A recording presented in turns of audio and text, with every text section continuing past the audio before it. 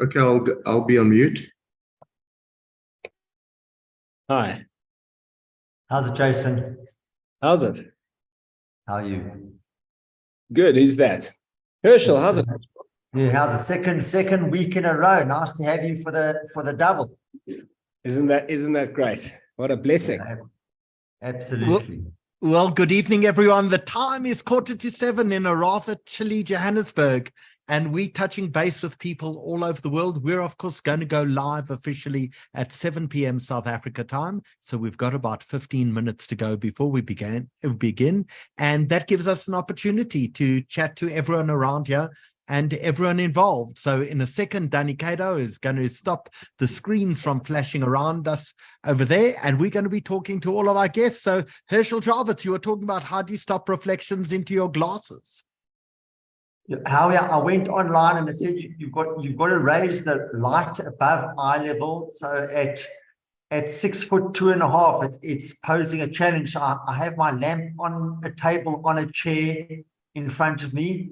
Not sure if it's helping, but it is what it is. We've got a fantastic evening ahead of us. I hope my glare is not distracting from the event. Well, you saying 6'2.5", Saul Simon, my sense is just looking at you and knowing your brother and having seen footage of the rest of your family, my sense is that you're taller than maybe 6'2.5". Let's just get you unmuted. My answer was I wish. Really? Oh, okay. I'm 6'1", but it's okay. I'm on my way. I'm still growing. well, let's touch base with everyone around the world. And Etienne, where do you join us from? I'm in Johannesburg. Okay, I've heard of that place. Do you have internet? Because there's a massive internet outage in parts of Johannesburg on Vumatel today. It comes and goes with load shedding, but at the moment we are rocking it and we're good. So for those people who are not in South Africa, and I think Charit is busy talking to people. She's shouting at her kids. She's shouting at her kids. Oh, they probably deserve it.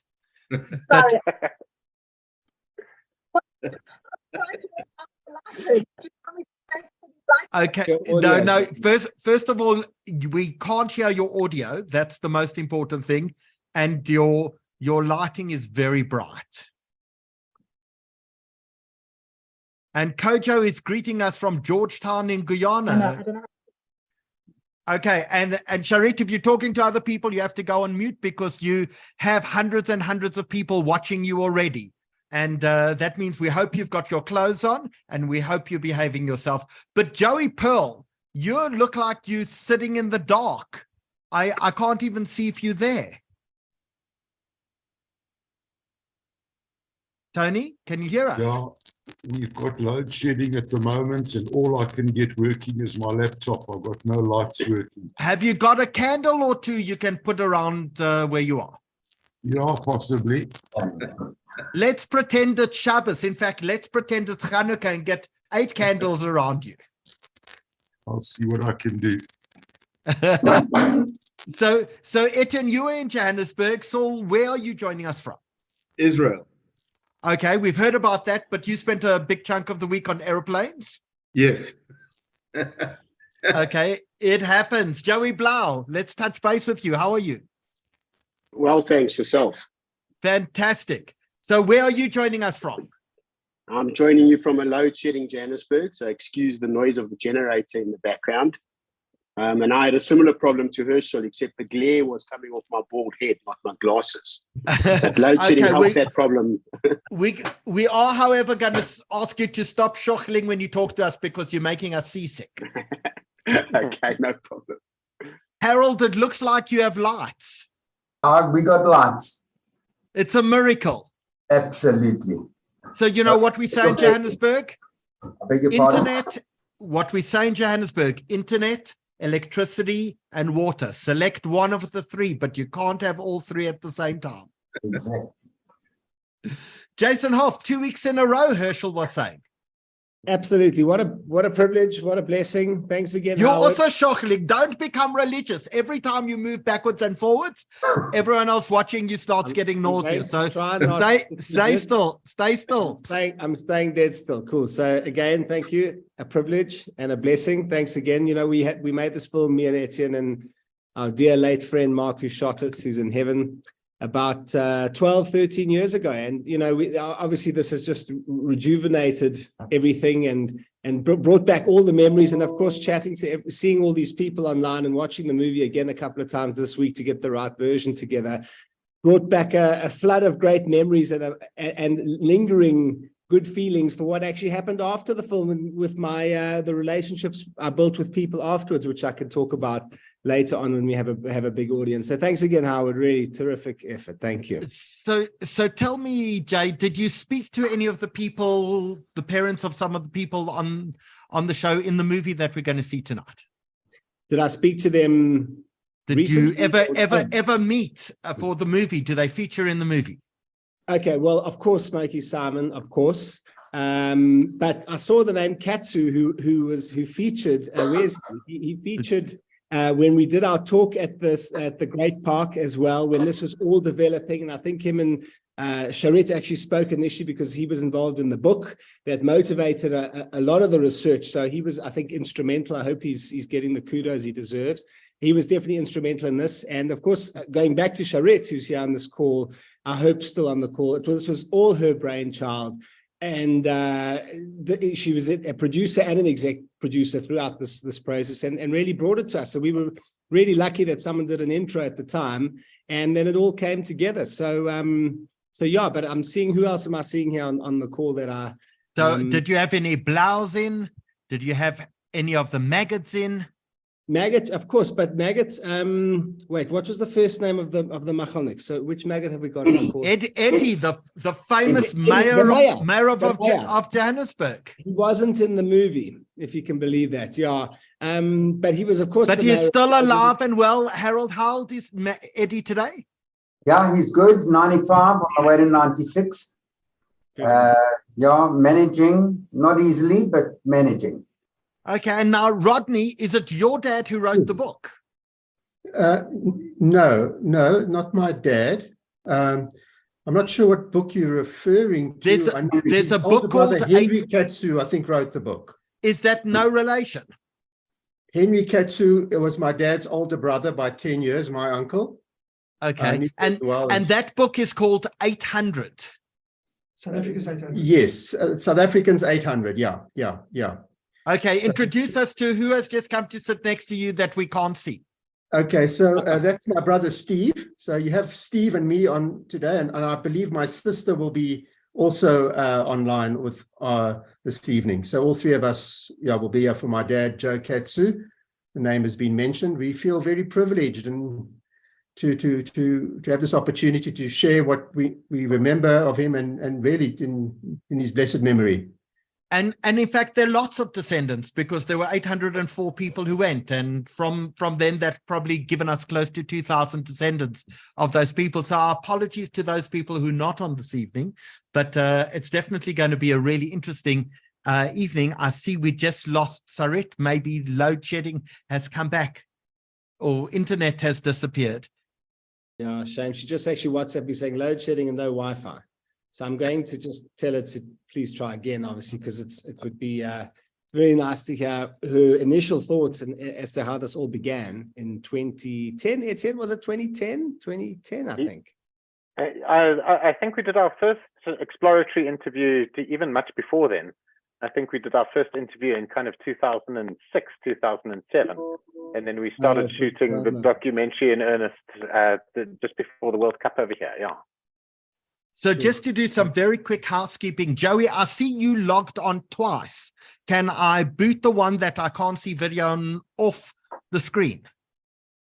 Yeah, I think you can. I'm also having internet issues, so okay. I'm booting that one off, and and Judith Katsu shouldn't be on this link either. So Rod, I'm booting your wife off. She needs to register and go back on a normal link because she's used the link that I've sent you.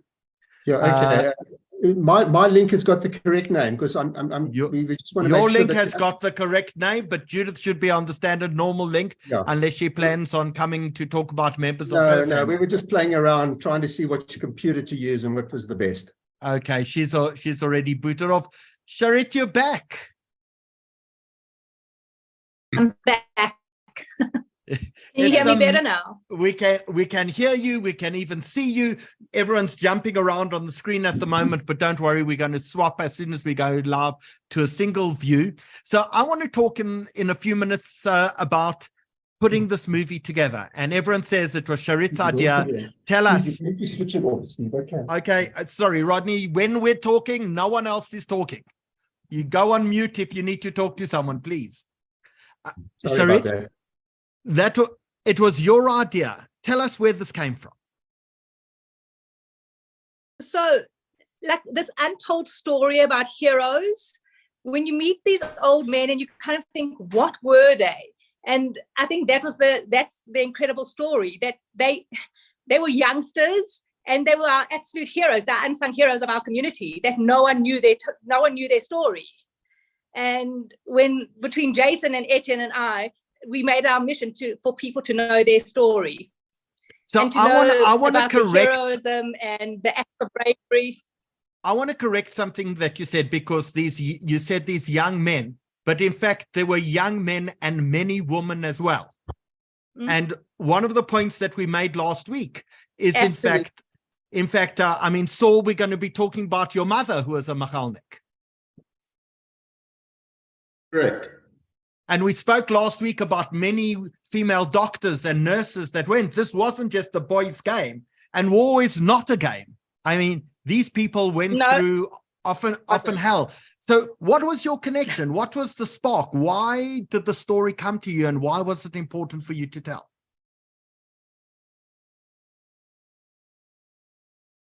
So I'm actually not even certain how I first came across the story of war. But when I came across it, it was a story. I mean, I know none of my friends knew about the 804, and it was just a mission. Then the story needed to be told. And so, as you say about the men, yeah. And so you went to go find Jason. Jason, were you second stop on the journey? I think I think we were, as a production company, the first stop.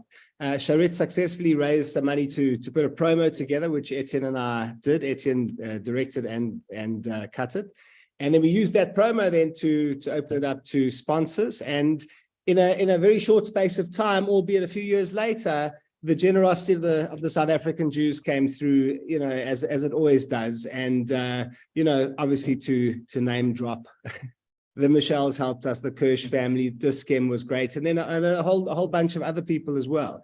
And once we'd got the bulk of it going, then we said, right, let's get cracking. And then there was this enormous response from everybody. And just to tell you a quick funny story aside, when we were in, Etienne had given me the wrong solution to put into my eye because I had something stuck in my eye. Anyway, it burnt the back of my eyeballs nearly out, and we had to go to a chemist in I think it was Herzliya Pituach, where we were going to interview Smokey and Migdal Tepperson.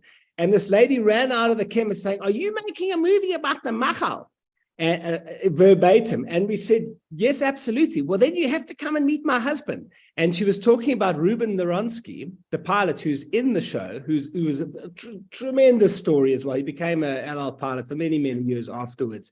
And there was it. So we said, right, well, after we finish this interview, we're going to just shoot across to the house down the road. And a lot of this kind of organic process happened, but people were so willing and so helpful throughout the whole process that that's how we got. I think we shot 40 or 42 interviews overall. So we really got as many people as we could. So yeah, small size. Sorry, add on that point of Migdal Tepperson, who happens to be a relative of ours, but he eventually attained the rank of colonel in the Israeli army, and he retired a number of years ago. He's since passed, but he retired at the age of 70 as the oldest reservist then in the history of the Israeli army. At the age of 70, he finally retired as a reservist. quite remarkable. That's absolutely incredible. But I want to ask Etienne, like, to make a movie and to make a documentary is often a passion project. So tell us what it was like. It's almost you came from outside our community to tell a story about our community. What was that like? Yeah, it was incredible. I mean, I think part of it was about archiving these people's stories and meeting everybody and hearing what they had to say and this incredible experience that they lived through. And putting the stories together was quite unusual for a documentary because, usually in a documentary, you have kind of 2 or 3 main voices.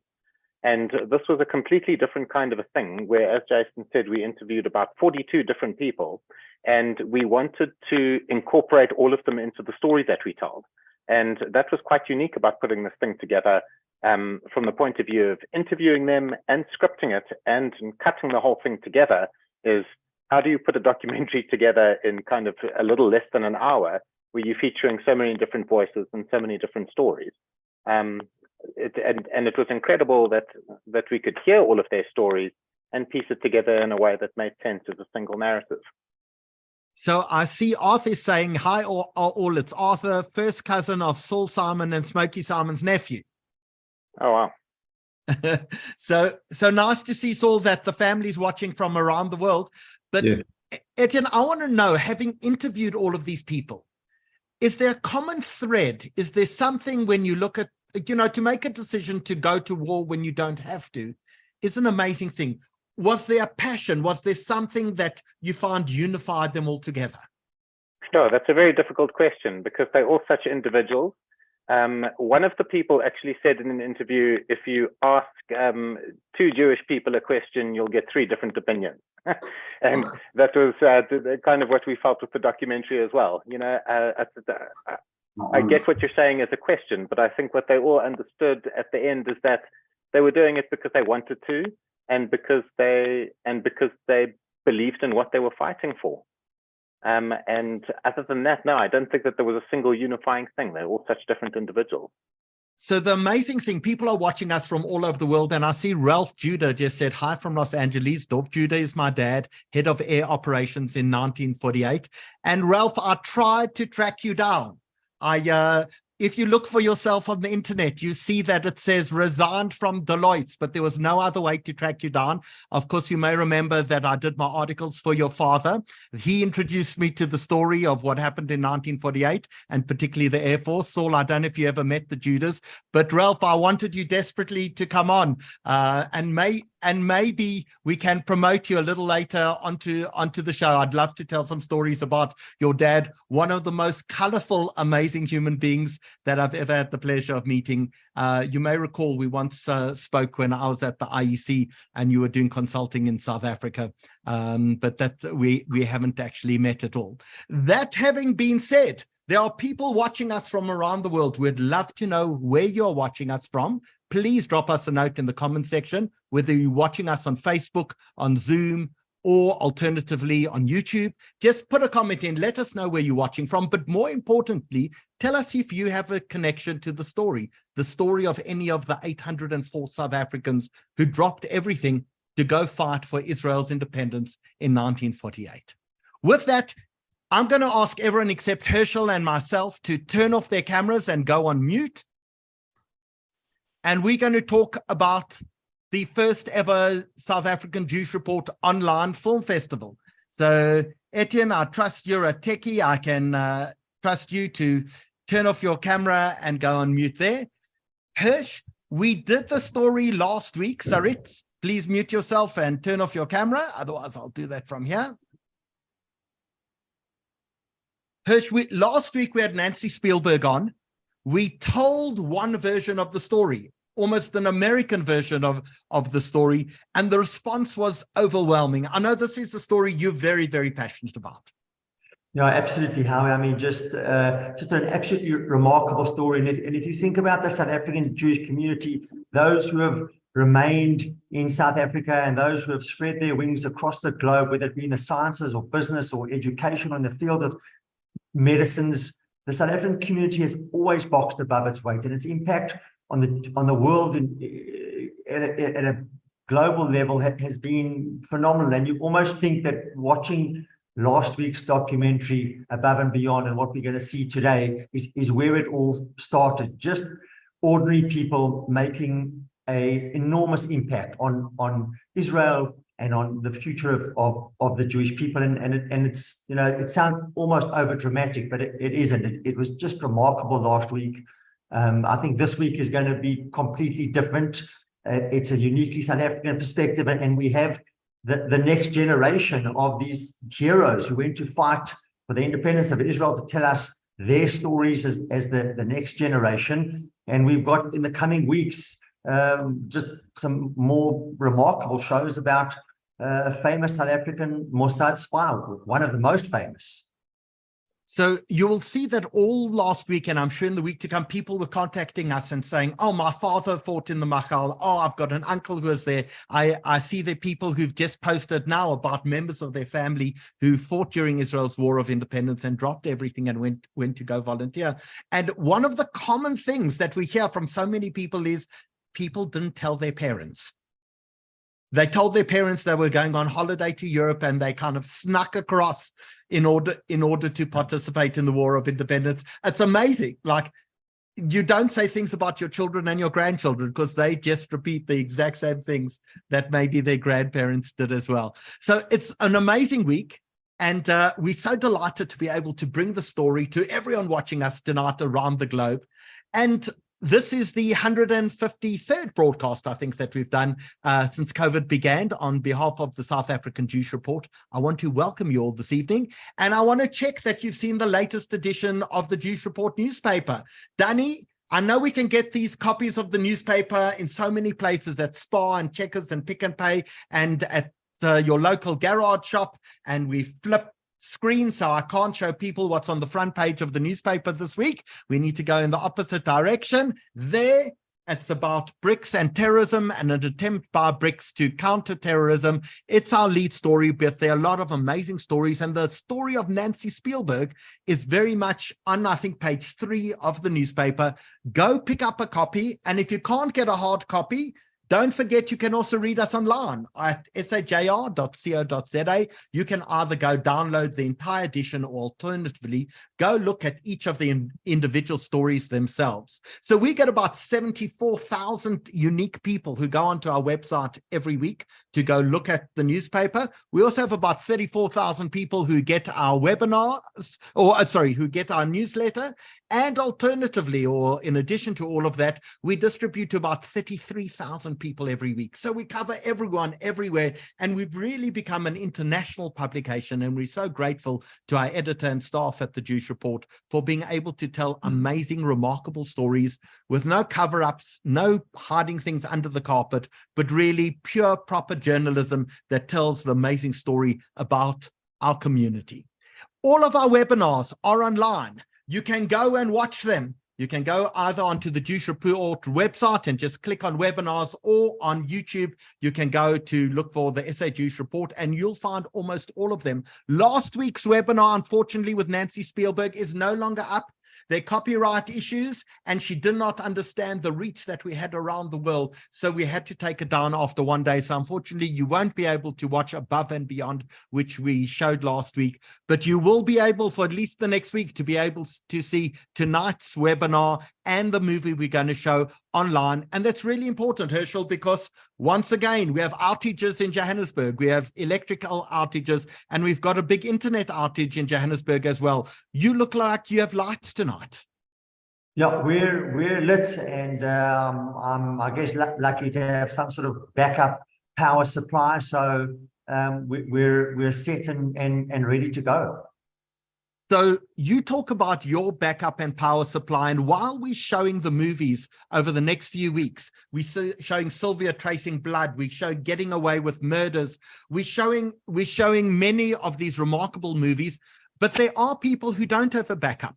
People, when the lights go out, are sitting in the cold and sitting in the dark, and they've got no way to keep warm, and they have no way to, in fact, be lit during this period. So we started last week, and we're going to do that again tonight. We've decided that while people are sitting in the comfort of their homes with their heaters on, with the lights on, we need to recognize that they're members of our own community and the broader community who don't have access to that. So last week we said, if you're sitting at home and if you can afford it, please give a donation, and we're going to take the money you donate and we're going to provide battery operated lights, rechargeable lights, to people in our community and in the townships who have no lights when the electricity goes off. And we're going to give people hot water bottles so they can fill them up before the electricity goes off as well and have some warmth.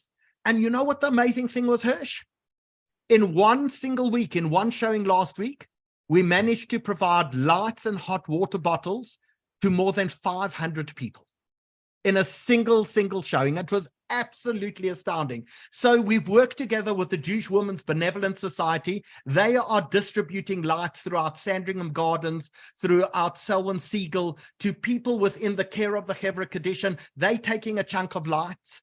We also have a group that are going to Yad Aron. They distributing to all the people that they give food parcels to.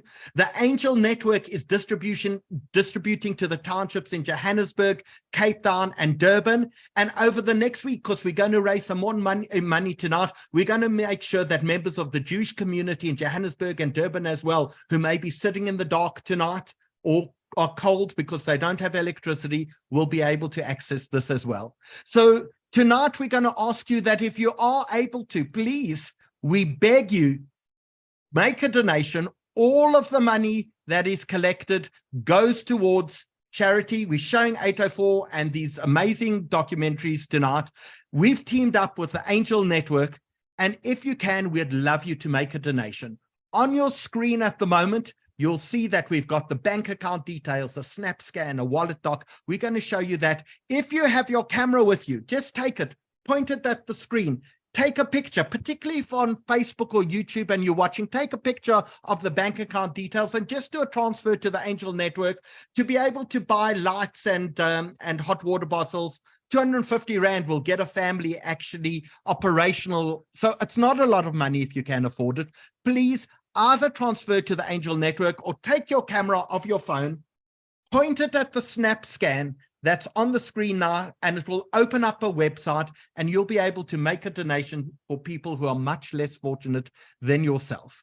In addition to that, for those people who are watching tonight on Zoom, we can in fact ask you to make a pledge. And if you just click on the poll that's coming up right now that says, I'd like to support the Angel Network and donate lights this winter, please say yes or yes indeed, and we'll send you an email and you'll be able to make a donation and make sure that people sitting in the dark and in the cold have access to amazing facilities. So last week, about 280 people donated already. I see tonight that we already like 60, 70 people have already agreed to make a donation tonight, but we can really make an unbelievable difference in people's lives just by giving a little light this winter.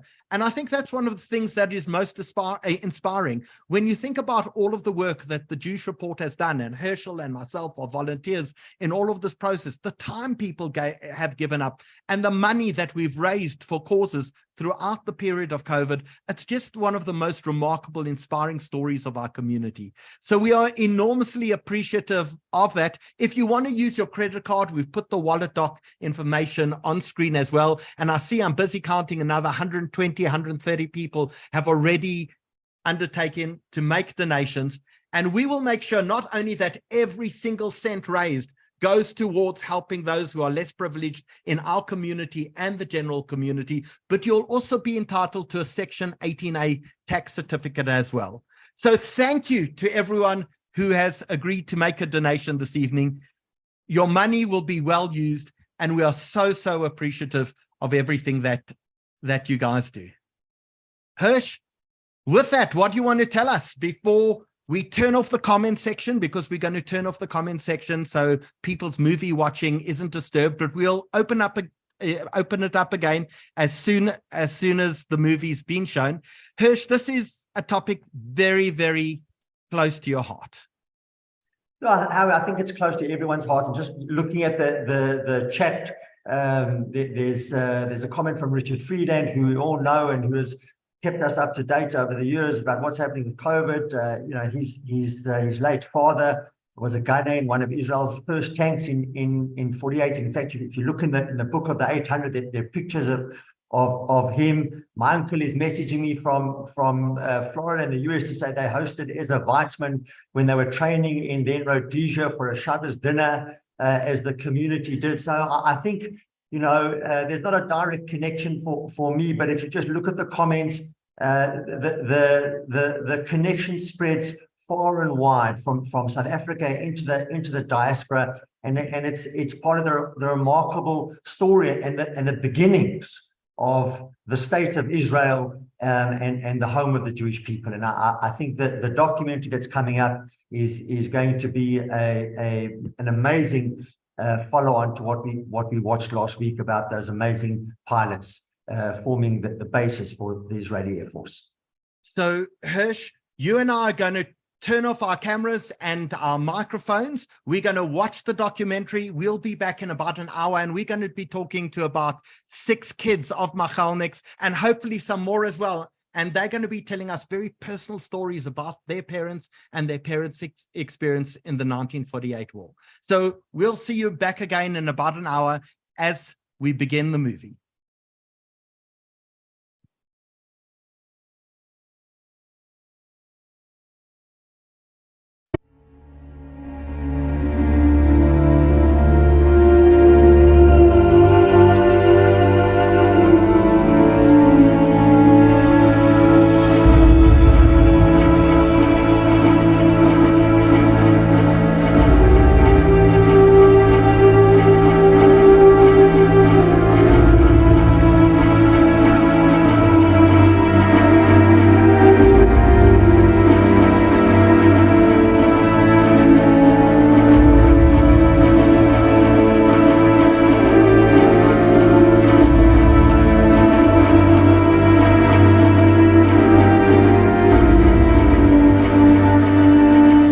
Stands for Volunteers from Abroad.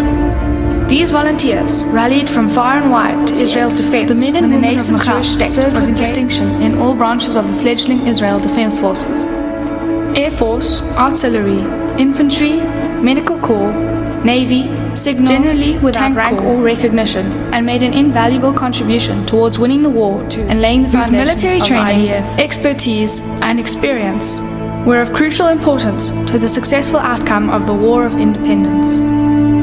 Most of the volunteers returned to their home countries after the war, but a significant number stayed on and others came back.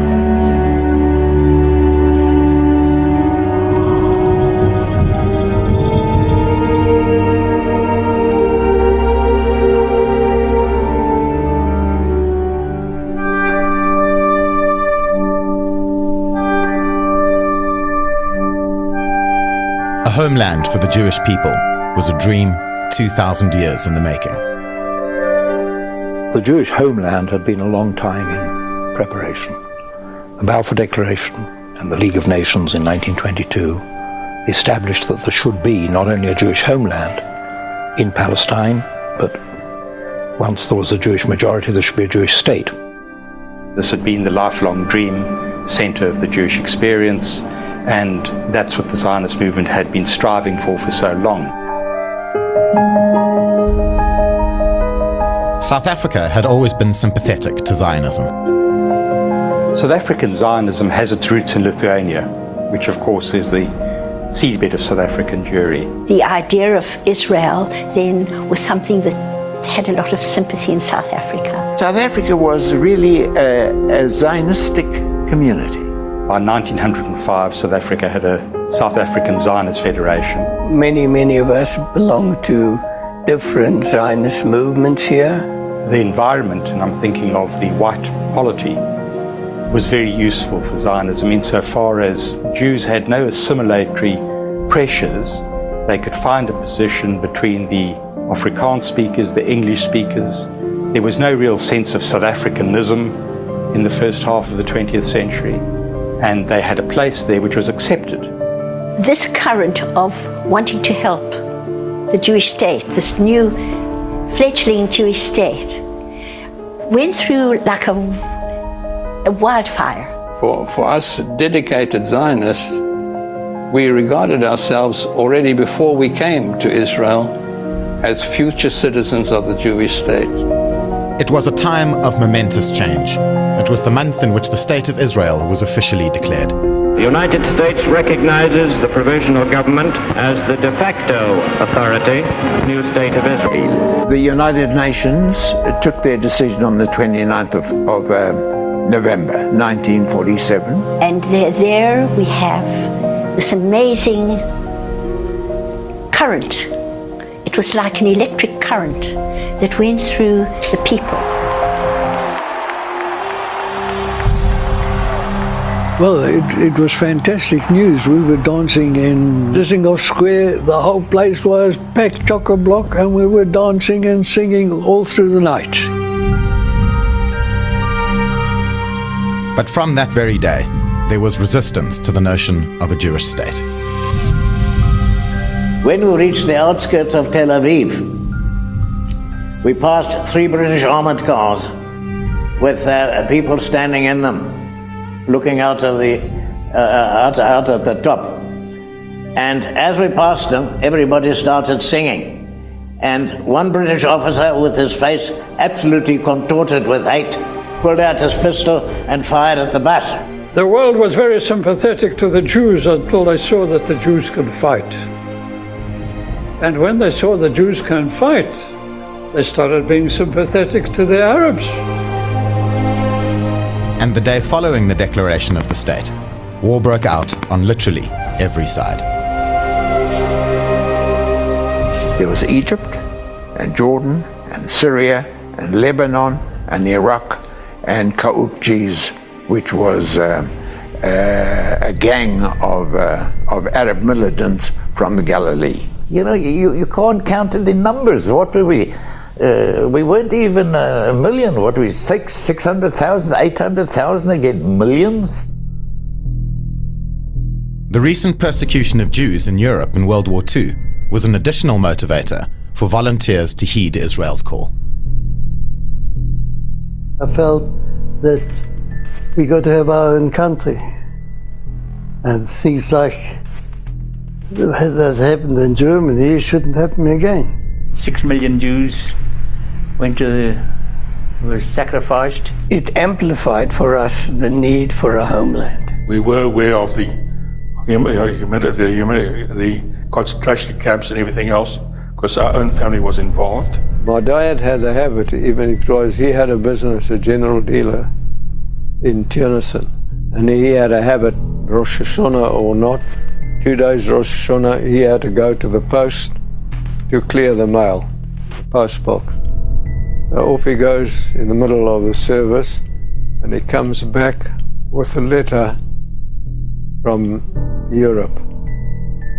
Now, most of the people in that congregation were immigrants, all of them.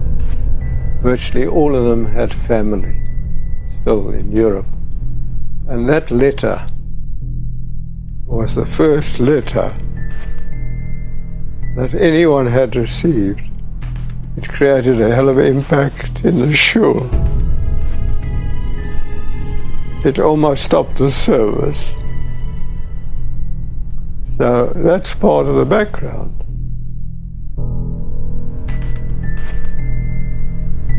Then there was a deportation by the British of Holocaust survivors, because you know there was a white paper at the time which allowed 100,000 immigrants to Israel. And the British turned these ships with Holocaust survivors back and sent them to Cyprus and Madagascar and Mauritius, all over the world. Volunteers came from all over the world: America, Canada, Great Britain, Latin America, France, and Belgium, as well as small contingents from elsewhere. And of course, from South Africa.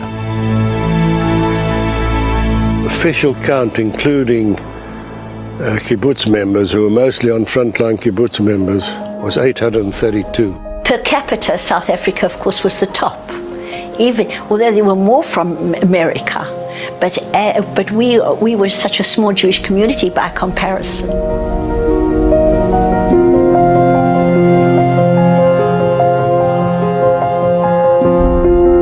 Their reasons for volunteering to fight were varied. Some were ardent Zionists, others were driven by religion. Some felt a simple duty to fight for a Jewish homeland. Some felt compelled to offer their combat expertise. Others were driven by more emotional reasons. I was very emotionally affected by the story of the exodus of the refugees from the refugee camps, people who had been through the Shoah, who got on these desperate boats to come to Palestine, as it then was, and were turned back by the British. I've never been a religious bloke and I've never been a Zionist bloke, but I just felt I had to go do my bit for Israel. We just wanted to get there and do something to help the country. I felt very relieved to leave South Africa because I was very unhappy with the situation here.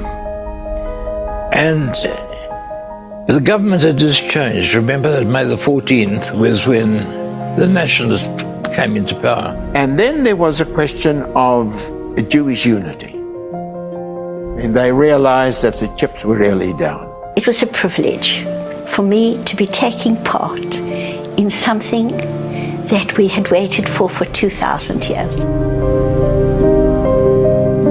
There was also a large contingent of non-Jewish volunteers. As a non-Jew, what motivated you? And how did your family feel about it? You've been in World War II, you had risked your neck, you survived the war, and here you come to fight in a war which really isn't your problem. Some went for money, and some went as adventurers.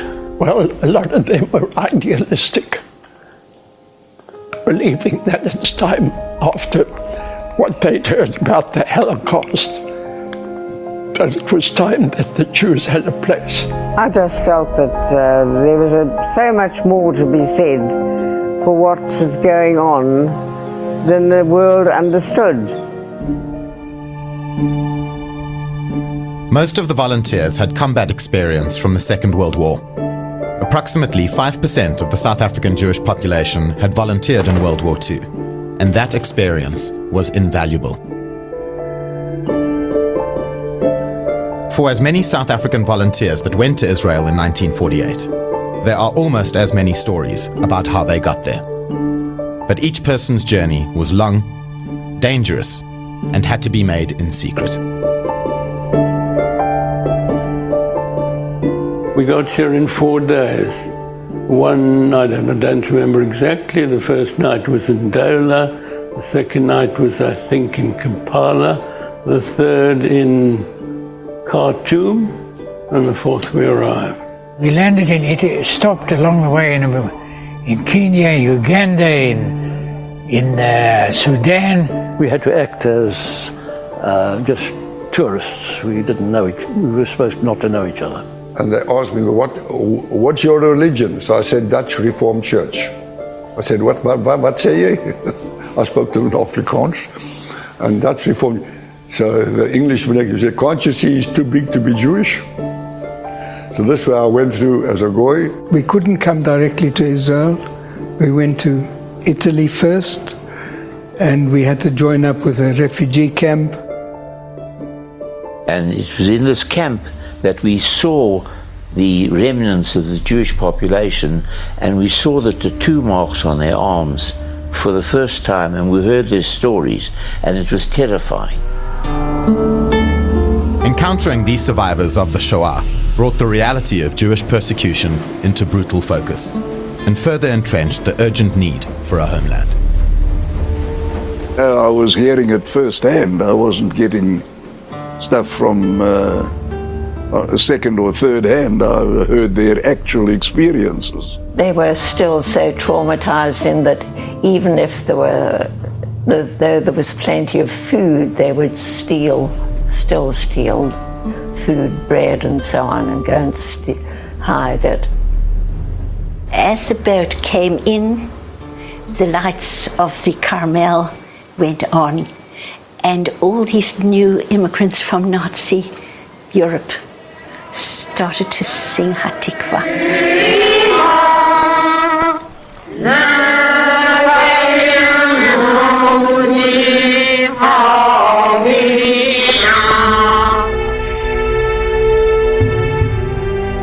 That these Holocaust survivors were sent straight from the concentration camps of Europe into combat is an indication of just how desperate Israel was for help. One of the chaps who just passed away recently, he used to live here, he took part in the Battle of Jerusalem, straight off an immigrant ship, having suffered the Holocaust. They sent a contingent of these Holocaust survivors into, and that was a disaster. They arrived in a land foreign to them, a land already in the firm grip of war. The first 4 days, I must confess that all our training didn't prepare us for the real thing. They took us off the boat and I went straight into the army. I went to Kiryat Meah, and that same morning I was put in the army, and that same evening I was sent to the Central Front. And if you know what it was like then, it was sheer bloody hell.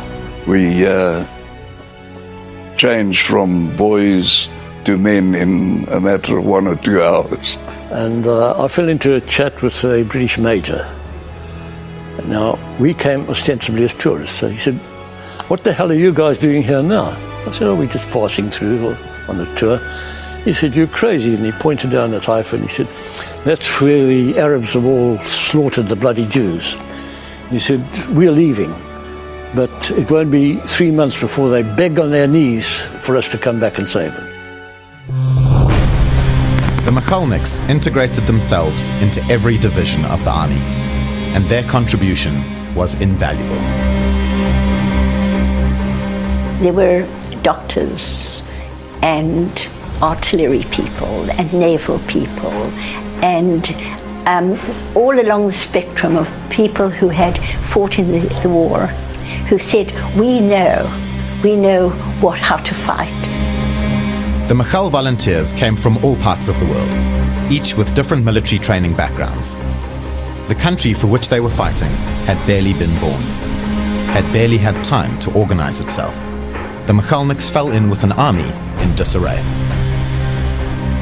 The Machal were coming in from all over the world, volunteers, and they didn't know how to cope, which units to put us into. This thing had come into being overnight, as it were. So where do you form a structure overnight? The impression of the South African army that I carried forward and in the comparison to the Israeli army was a hell of a difference.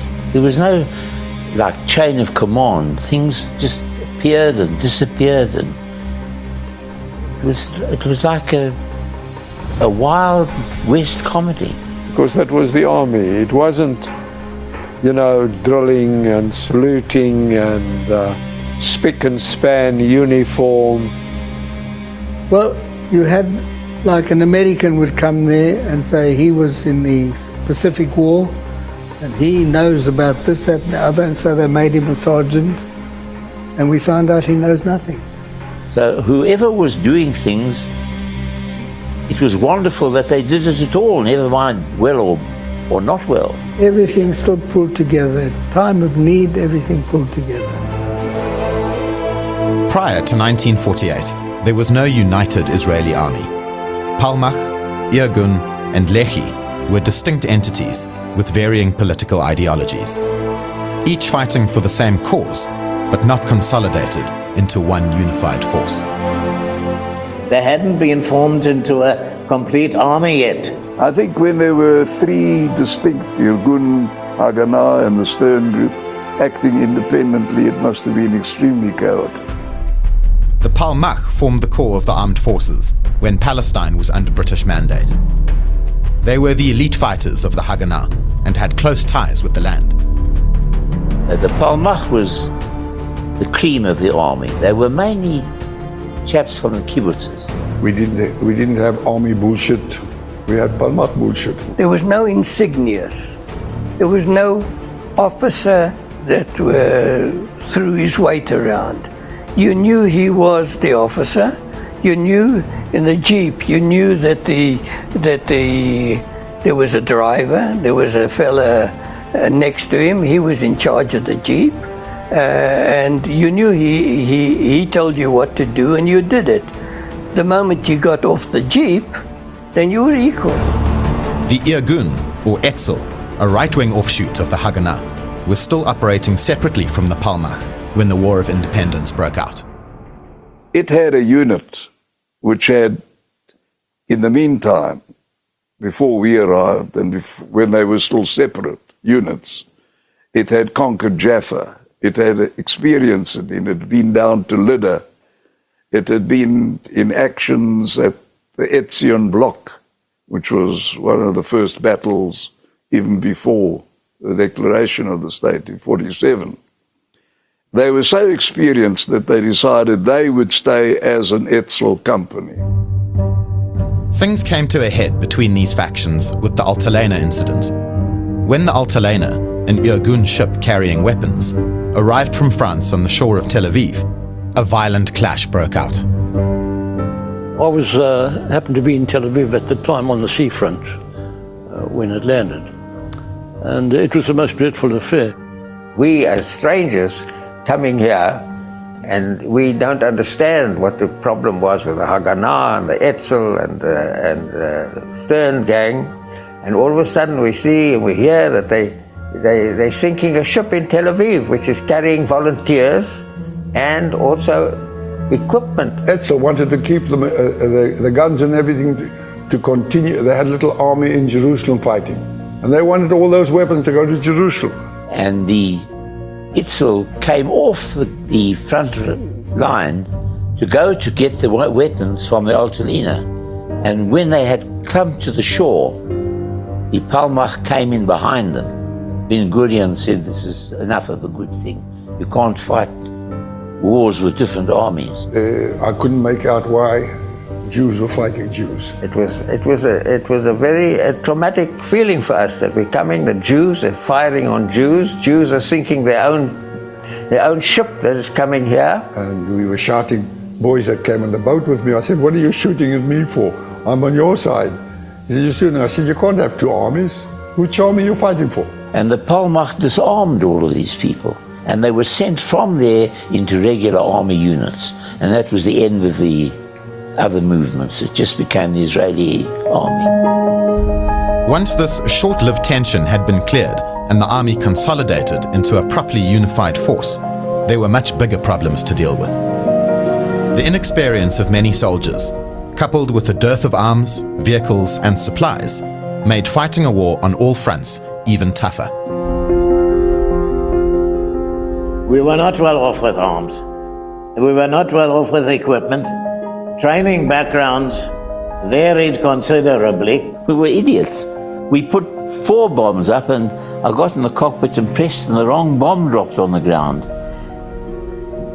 That it didn't go off was because we didn't had set it to go off. We didn't know how to do that either. We had in our own midst guys who just were trigger happy. For no reason at all would pick up their rifles and start shooting, then the shooting would come back.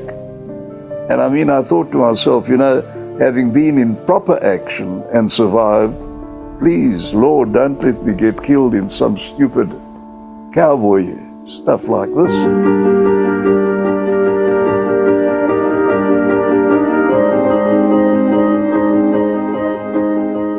We sort of pinched and scraped everything we can. They got some basic supplies, and then when we came, we realized that it was hopeless because we hadn't got nearly enough. Occasionally they'd get the arms, but not the ammunition. Or they'd get the ammunition of the wrong type, which wouldn't fit the arms. That's how desperate it was.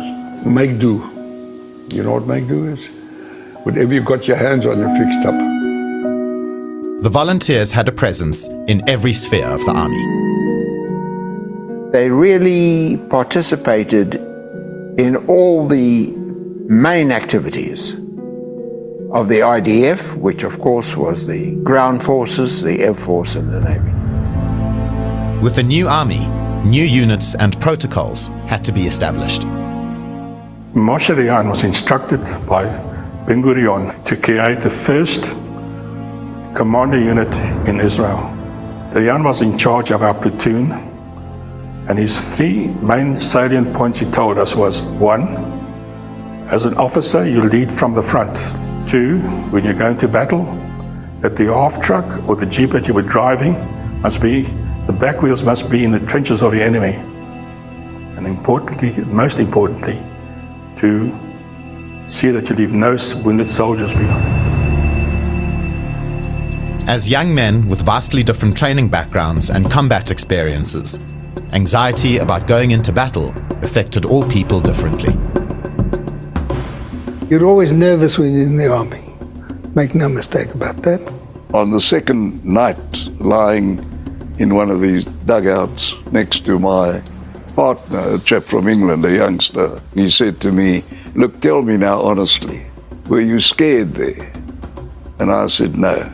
He said, "I don't believe you." I said, "Well, the truth is, I was too terrified to be scared." Everything looked very dark and dim because of air raids.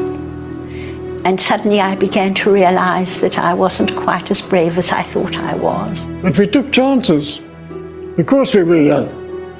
You don't think what's going to happen. I didn't think of danger or anything. I didn't think that I would die. You didn't have time to feel that it was hopeless somehow. Nobody was afraid, even though you could hear the guns in the distance.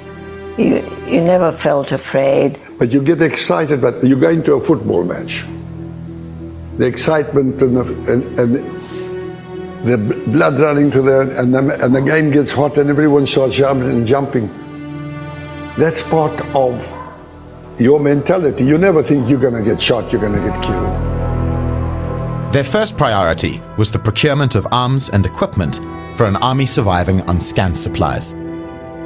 We had very few arms, weapons. We had rifles, we had grenades, we had a couple of Sten guns, and I could see that weapons at that time were very depleted. But embargoes meant that these had to be acquired clandestinely. There was an arms embargo at that time, and from England and America we couldn't get stuff. But we were very, very friendly with France in '48. And we got in these half-tracks. We brought them in as agricultural implements. Everything that came into the country was flown in and smuggled into the country. And they were flown here by volunteers who had not been in Israel before. The big problem was aircraft. We had to get aircraft and we had to get weapons. When the Beaufighters were flown out of England, that was a great story.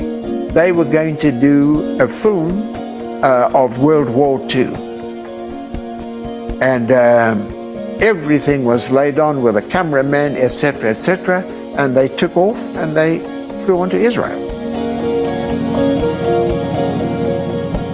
Stealing a vehicle was part of your obligation.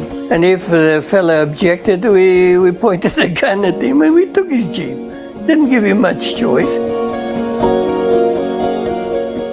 Because of its strategic position geographically and its oil wealth, Russia very much wanted a foothold in the Middle East. They used Czechoslovakia, which was under their control at the time, as a front for assisting Israel. Russia had really agreed to supply assistance to Israel. But they didn't want to be the front for this business, so they allowed the Czechs, which were under really Russian control, to supply us with the aircraft. The South Africans had been cultured and conditioned in their own way. They were not native to the land in which they were fighting. Everything from military discipline to language to cultural habits was foreign to them.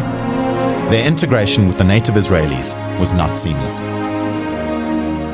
That wasn't easy, because we couldn't speak their language. No, they said, you've got to go and learn Hebrew. And I said, no, I didn't come to Israel to learn Hebrew. I came here to do a job. We mixed with them very nicely. But I don't think there was an integration. In fact, I think to the extent that after, in about 1950, they took a decision that by then Israel had probably the best defense force certainly in the whole of the Middle East. that they were never called. They would accept volunteers happily, but they would never officially send a call for volunteers again. And yet the magnitude of their contribution was absolutely crucial to Israel's early survival.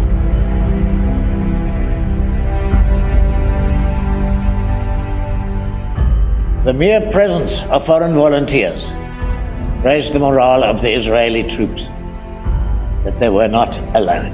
And the knowledge that they were coming into a country that, to all intents and purposes, looked finished, gave great courage to the Jews in the new state.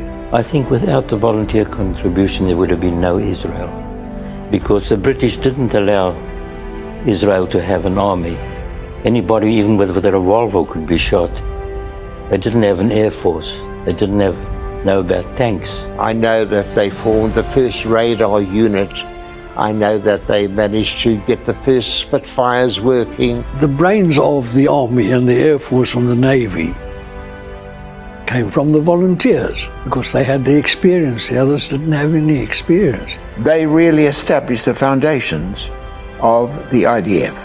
They contributed very well on the ground force because they were very, they were brave guys. The real basis of the Air Force and the medical services and radar were South Africans. Radar was one field in which the native Israelis had absolutely no experience or expertise at all. Israel's first radar unit was built almost exclusively by South Africans. The unit that we built, we didn't ever expect it to ever work. When I came, we were given a laboratory at the Weizmann Institute and told to build radar. We had no equipment. They brought us bombed out pieces of junk that the British had left behind. This middle one became our radar station. You can see the antenna covered in the roof. This became our power supply, converted from an old lawnmower, and this was our workshop. We virtually handmade everything on that radar set. I knew a bit about antennas, so Ellie and I at night used to go to the mechanical workshop to build the antenna. And this fellow Ostroff, he had designed what was called a mattress antenna. But I couldn't find an electric motor for it. So I fashioned some bicycle pedals and a chain. Ellie was a marvellous craftsman with his hands. He really is highly skilled. And with his skill, we converted this bicycle into an apparatus for rotating the antenna with bicycle pedals. So whoever operated the radar set sat there. We trained the girls to turn the antenna like that. But it worked.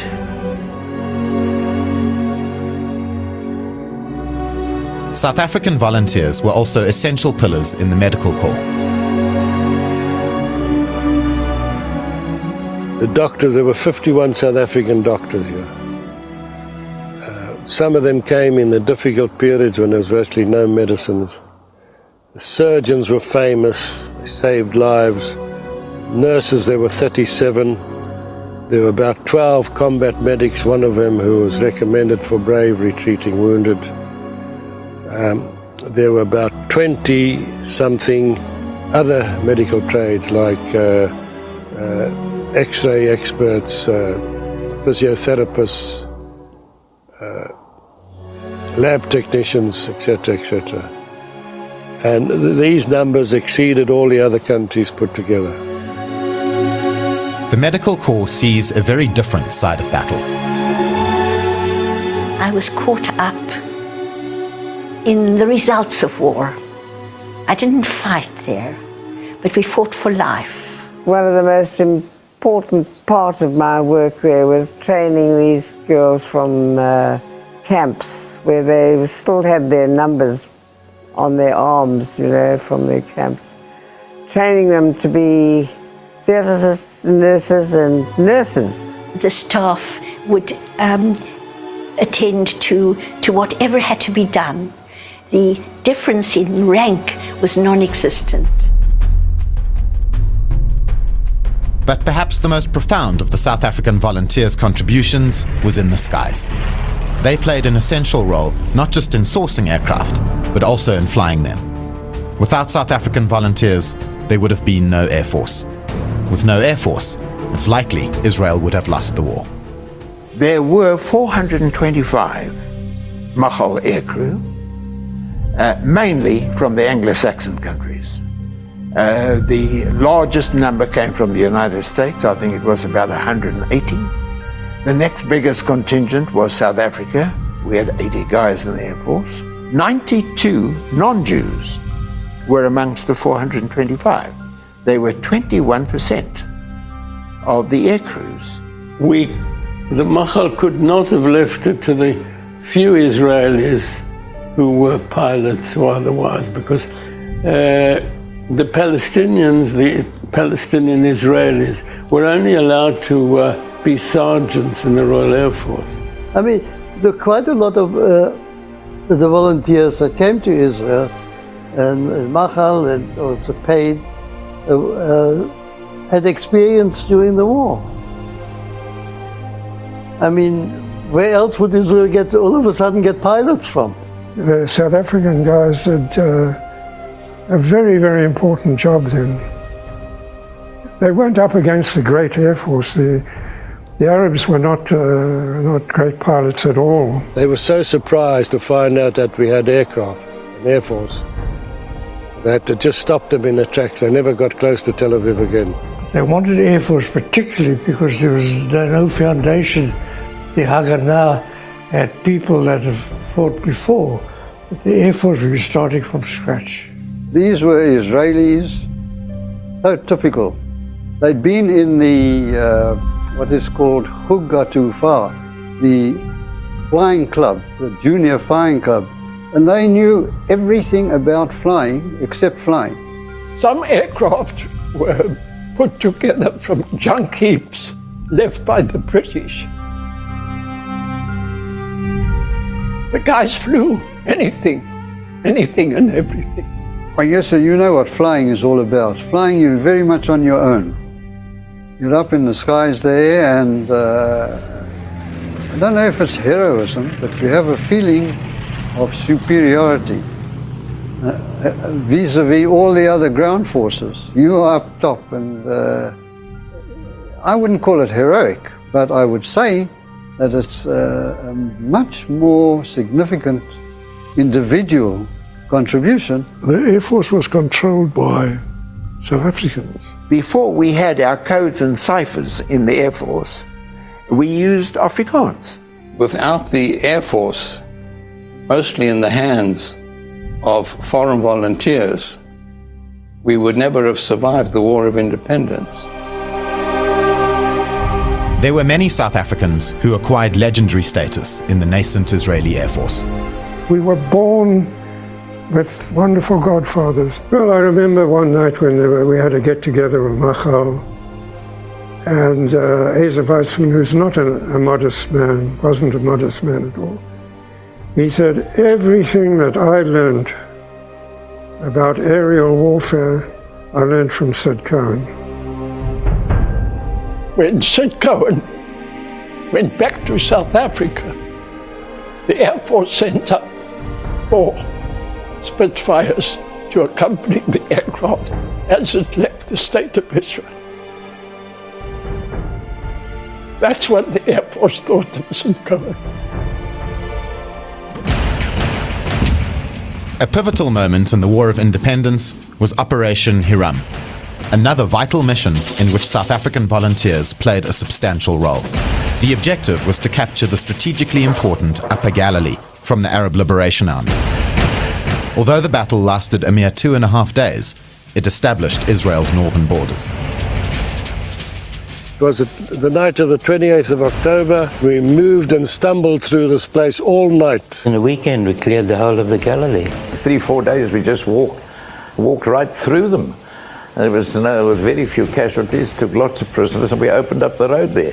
While we were exchanging fire, they went in and cleared room by room. You know the old system, throwing a hand grenade in, running in and shooting. And when they cleared the room, we moved around and we all met on the other side and we cleared the village house by house. And that actually set the boundaries for the north. It was really one of the wonders of the whole war. Israel's borders have long been in dispute. Operation Hiram secured the Upper Galilee for Israel, an area originally slated to be part of the Arab state by the UN partition plan. And we left Israel really in an unsatisfactory condition. Those armistice lines were very, very unsatisfactory. Israel has no borders. Where is Israel? Where does it begin? Where does it end? Egyptians were in control of the whole of the Sinai. The Jordanians were in control of East Jerusalem and the West Bank. The Syrians were in control of the Golan Heights. And it was left to the following wars to put all that right. Many of the Machal volunteers made the highest sacrifice for Israel's survival. Israel in that war had a population, the whole of Israel, of 650,000. 6,300 Israelis were killed in that war, civilians and military personnel. Take the percentage, no war in any war has ever had that high. 7 of the South African Machalniks lost their lives during the war. Opinions are divided over whether their contribution and the contribution of the collective efforts of all the volunteers has been overlooked. Yes, I think it has been underplayed. I don't think it's been underplayed deliberately. I think it has just not been appreciated in the context of what it was at the time. I don't know that it needs to be appreciated. We did what we wanted to do. I don't know. They might have been able to do without me just as well. I would go so far as to say that if you asked a member of the General Staff today about Machal, he doesn't know anything about it. This country is so full of problems. Milo, you forget what actually people did. Over 90 to 95% of the population don't even know what happened in 1948. But the great leaders knew that this was something they couldn't have done without.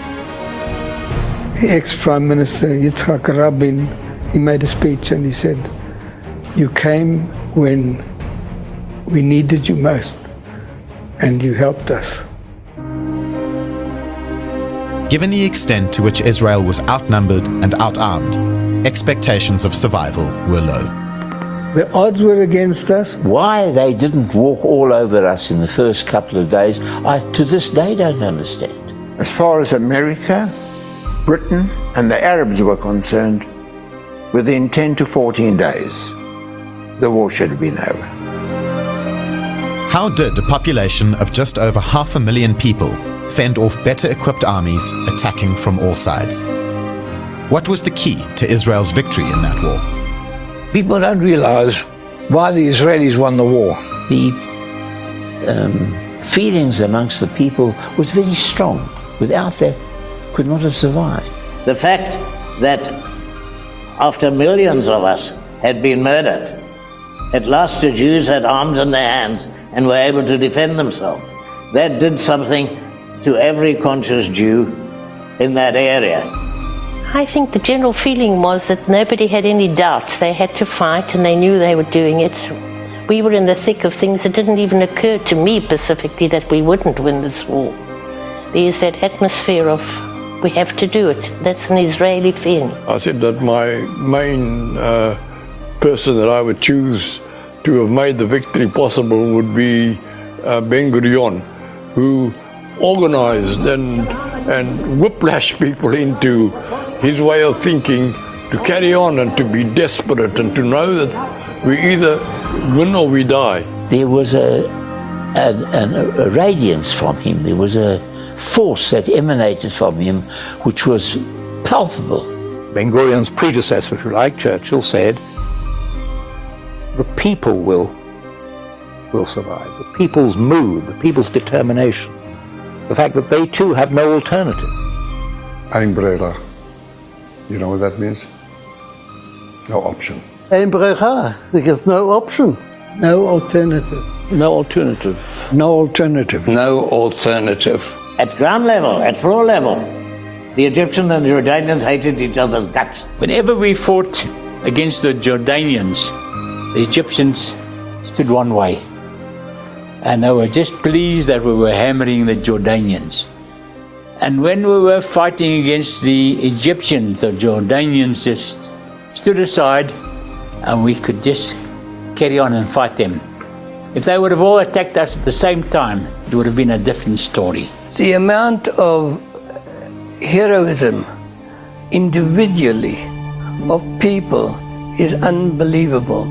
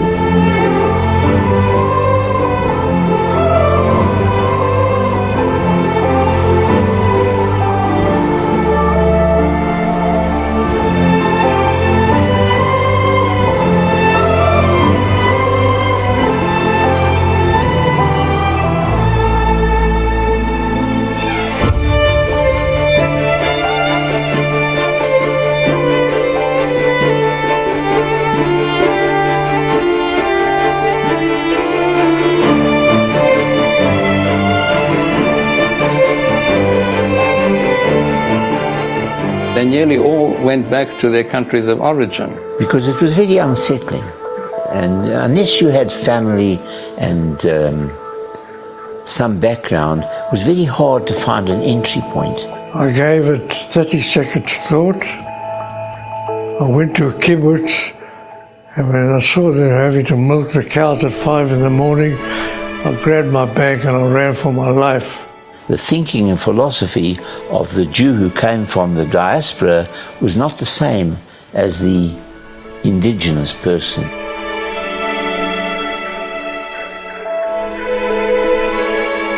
Israel has changed drastically over the decades, politically, socially, militarily, and technologically. These men and women were there at the literal birth of the nation and have lived through every stage of the country's evolution. It's quite different today than what it was in 48. You know, there we were fighting for survival and everybody was just together. That's the most difficult of all. In 1948, there were 650,000 wonderful souls in Israel.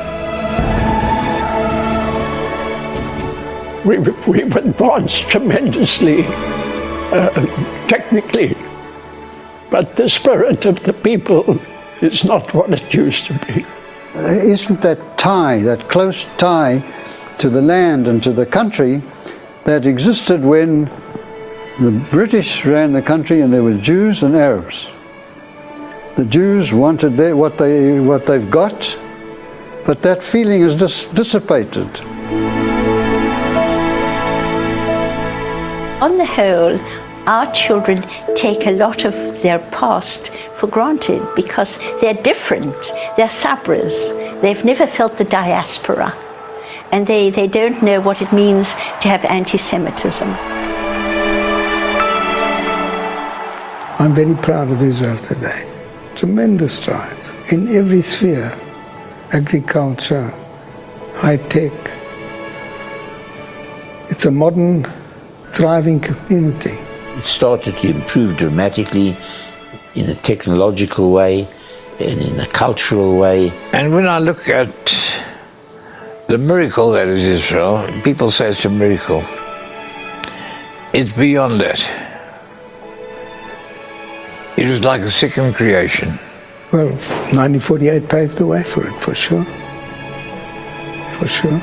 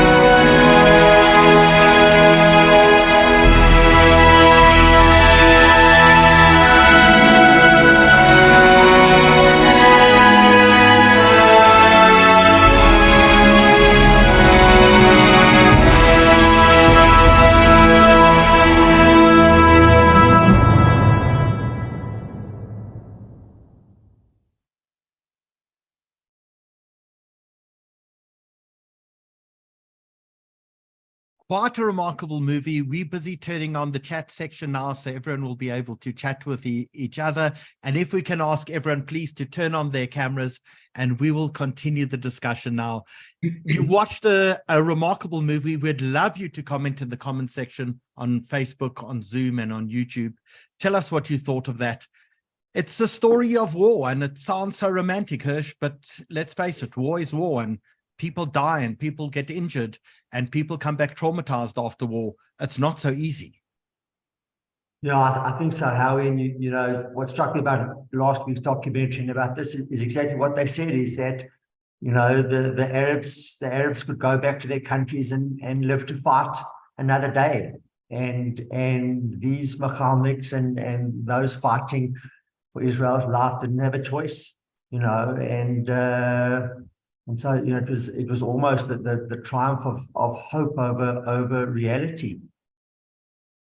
And so let's start hearing about some of the families and some of the people involved. And Saul, I want to speak to you. Flying is in your family blood. Yes. My father, Smokey, was in the South African Air Force and fought in the Second World War.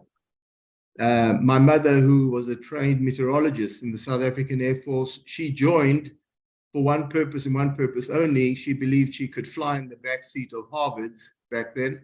So she had flying in her blood. We have myself, my brother, a grandson. So we have a fair representation of pilots in the Israeli Air Force. So tell us about your parents. They get married, and what happens? They get married in South Africa. Yes, they were scheduled to marry later on in 48. My father decided he would leave, that he wanted to volunteer. This is probably around February. He told my mother that they would need to postpone the wedding as he was heading to Palestine, and she informed him that they would not be postponing, they would be bringing the wedding forward. They married in late April, 22nd of April, 48. And 2 weeks later, they were on a plane together heading to Palestine. So they came here together with the first group of South Africans. The flight took 3 days, as we heard in the movie, to arrive. And they never told your grandparents where they were going? No, they were not allowed to mention. It was a secret at the time. Their excuse was that they were traveling to Europe for a honeymoon, and that my father had some business, international business, which was quite ridiculous. He had nothing to do with activities outside of South Africa. But they ended up here, and they arrived 6 days before the war broke out. And my father was on the first military flight on the 14th of May. He went up with Boris Senior and a cameraman, and they photographed the Syrians or Jordanians on the east side, on the east border, as they were approaching the border of Israel. So they saw it all build up, and when he landed, he realized that this is going to be a very, very difficult war. And a lot of the stories we heard in the movie were those forces coming in from the east. You told me an amazing story about your mother when you came home from pilot school, and you started telling her about some of the things that you were learning. Tell us that story. Both parents were very modest, so they barely shared stories. It wasn't a big issue. It was they did their part. And I never really understood what went on. I was at pilot school. I was 19. I come home one weekend and I say to my mother, you know, she says, how's it going? I said, it's wonderful. We're actually doing aerobatics. And I knew she had some flying experience relating to that time in the meteorology department. And she said, well, what aerobatics are you guys doing? I said, you know, we do the loop, we do a barrel roll and so. And she said, what else are you doing? And I continue, and she's asking me more questions. And at the end, I say to her, you know, we do this fascinating a maneuver called a barrel, a slow roll. You roll around a line of sight going into the sky. She says to me, isn't that the maneuver where you use opposite stick and rudder? Now, anyone who understands flying it shows that this is an expert pilot talking. I was blown. I was shocked. I realized, and actually just today, my mother passed away 2 weeks ago. I collected her logbook today, and I was going through the different flights where she learned these different exercises. So, amazing. So we're going to come back to you in a few moments, and we're going to ask you to tell some stories about your parents and the stories that they told you. But Hirsch, you want to ask some questions of Joey? Yeah, Joey, thanks for coming on and sharing what I would imagine is some deeply personal family stories. We were actually together at a Shabbat dinner a couple of weeks ago, and not sure how we got into the subject, and you told me a remarkable story about your dad, which we'll get to in a moment. But I want to find out from you, your dad, Naftali, I think he had a nickname of Taxi, if I read correctly in the book. How did you first find out about his role in the war? Was it something that he spoke about openly? Were there pictures on a mantelpiece? About, you know, how he told you, how you first find out about the story of your dad in the war. Thanks, Machal. Good evening, everybody. So I think firstly, I'd just like to say a huge thank you to Etienne, Jason, and Sharik for putting this together. I think it's a beautiful story, and it's been a long time in coming. And thank you for putting it together in such a good way. And Saul, I'd like to wish you a long life for your mom. And I saw a great story about your dad on YouTube. I think it was when he turned 100, and you guys all went up on a flight with him. I suggest everyone on this webinar to have a look at that video. It's inspiring and beautiful. So I think, Herschel, the first thing to answer your question was how it started off the webinar about asking the creators of this documentary, was there a theme? Was there a common thread? I would never be, I could never sit here and say why these people were motivated to do it. I don't know what that is. But the common thread that I saw throughout my dad's friends, and if you've watched documentaries on any of the guys, Asa Weizmann, Ben Gurion, they all had one story. We weren't heroes. We were there, and we were at the right place at the right time with the skill that was needed. And that, for me, was the common thread amongst all of these people who were involved. The question was asked in the documentary of, do you feel you were not recognized? And I asked my dad that very, very question, and he said, there's nothing to recognize. We didn't do anything special. We were needed, and we did what we had to do. So I think to answer your question directly, we found out about it from little snippets that he spoke about, but he never really spoke about it in a big way. We begged him and pleaded with him in his later years when he wasn't well to document the story. We wanted to get a scribe for him to put it together. And it's just not what they're all about. He just said, no, it is what it is. So the information we got from our dad, my siblings and I, was more probed out of him than volunteered, if I could put it that way. And which do you know about the unit in which he fought and his role and how long he was there for? Yeah, so he got recruited Boris Senior. So he got his wings here in the South African Air Force. And then Boris Senior started recruiting pilots. He was one of the guys who took one of the Fairchilds here in South Africa. They left, I think, on about the 11th of April. They arrived there sometime in May. He actually spent his 21st birthday in Khartoum. And then they became part of what was called 101 Squadron, which was the first squadron in the Israeli Air Force. I think today it's 69 Squadron. They've still got the same emblem of the little skeleton's head with wearing flying goggles and a flying hat.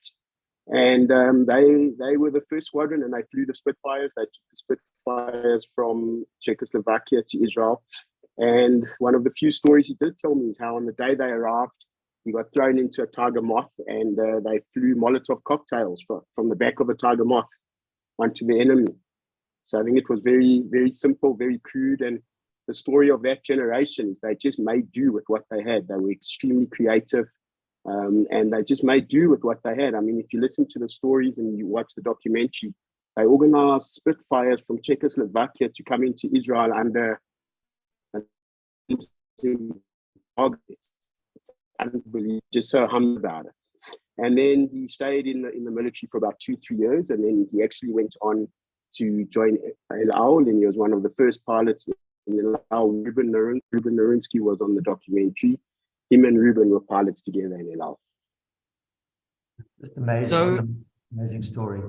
So one of the interesting features is that a number of the people who went later became mayors. So we had, for example, Mayor of Sandton, Morris Egdes, and we also had Harold Maggott, who became mayor of Johannesburg. And Eddie Maggott. Harold, you brought me a copy of your dad's book, A Man of His Word. Tell us about your dad, Harold. Well, he was one of the, having left school, he missed the Second World War, and at the age of 19 had to change a birth certificate so he could get to Israel. Left at the age of 19 on the 15th of December 1946 on a truck with 8 people, Harry Bloch, Morris Gelk, who was in the movie, Henry Harris, Benny Miller, Fyvie Noah Sennett, Izzy Reback, Hami Goldblatt, and they left. They were given a truck by the Zionist Fed, left from Pretoria, as I said, December the 15th. They didn't get to Pretoria before they had their first breakdown. And that was a recurrent thing with that truck. They needed new tires and new petrol pumps and all the rest of it, all the way through Africa, and eventually got to Sudan. And driving into Sudan through quite a forested area, apparently, my father, Eddie, and Henry Harris were sitting on top of the cab. You know, when you sit in you visualize the old trucks, where the driver's side was higher than the co-driver's side, and there were spare wheels on top of the truck. And they were sitting there in these, like in a basket, and they got hit by an overhanging tree. Fortunately, my father, although he was thrown like some 30 or 40 feet behind the truck, was okay, although very bruised and battered. But Henry Harris had the vertebra broken and had to return to South Africa. So it basically aborted their trip because they had to sell the truck to get him back to South Africa. He then, his second foray was to fly from here, from Palmytfontein, where all the planes left at that time, before Jan Smuts or Tambo was thought of, and they flew to Rome. Because they were Irgun sympathizers, they were not allowed to fly into Israel, and eventually, however, they managed to get to Israel, 3 of them, and were told, we're going to land in Haifa, there's arms and ammunition on board, we're going to a dark side of the airport, and you're going to jump out and just run and try and make contact with somebody. And that's what they did. They got out, they ran, they managed to get onto a bus, which the British stopped, and they were then asked to show their papers. Anyway, he and Murray Egdes were sitting next to each other, and he said to Murray, look, just show them your passport, but show it upside down. Maybe they won't realize that we are here to fight for Israel. And they got through. I've got lots of stories I can tell you, but I'll leave it for a little later. Wow, amazing. Hirsch, let's hear some more stories.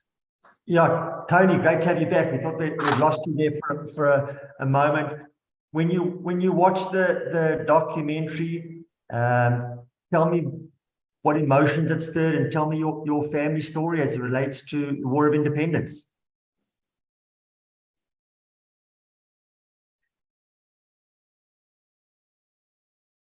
Tony, are you there? Can you hear us?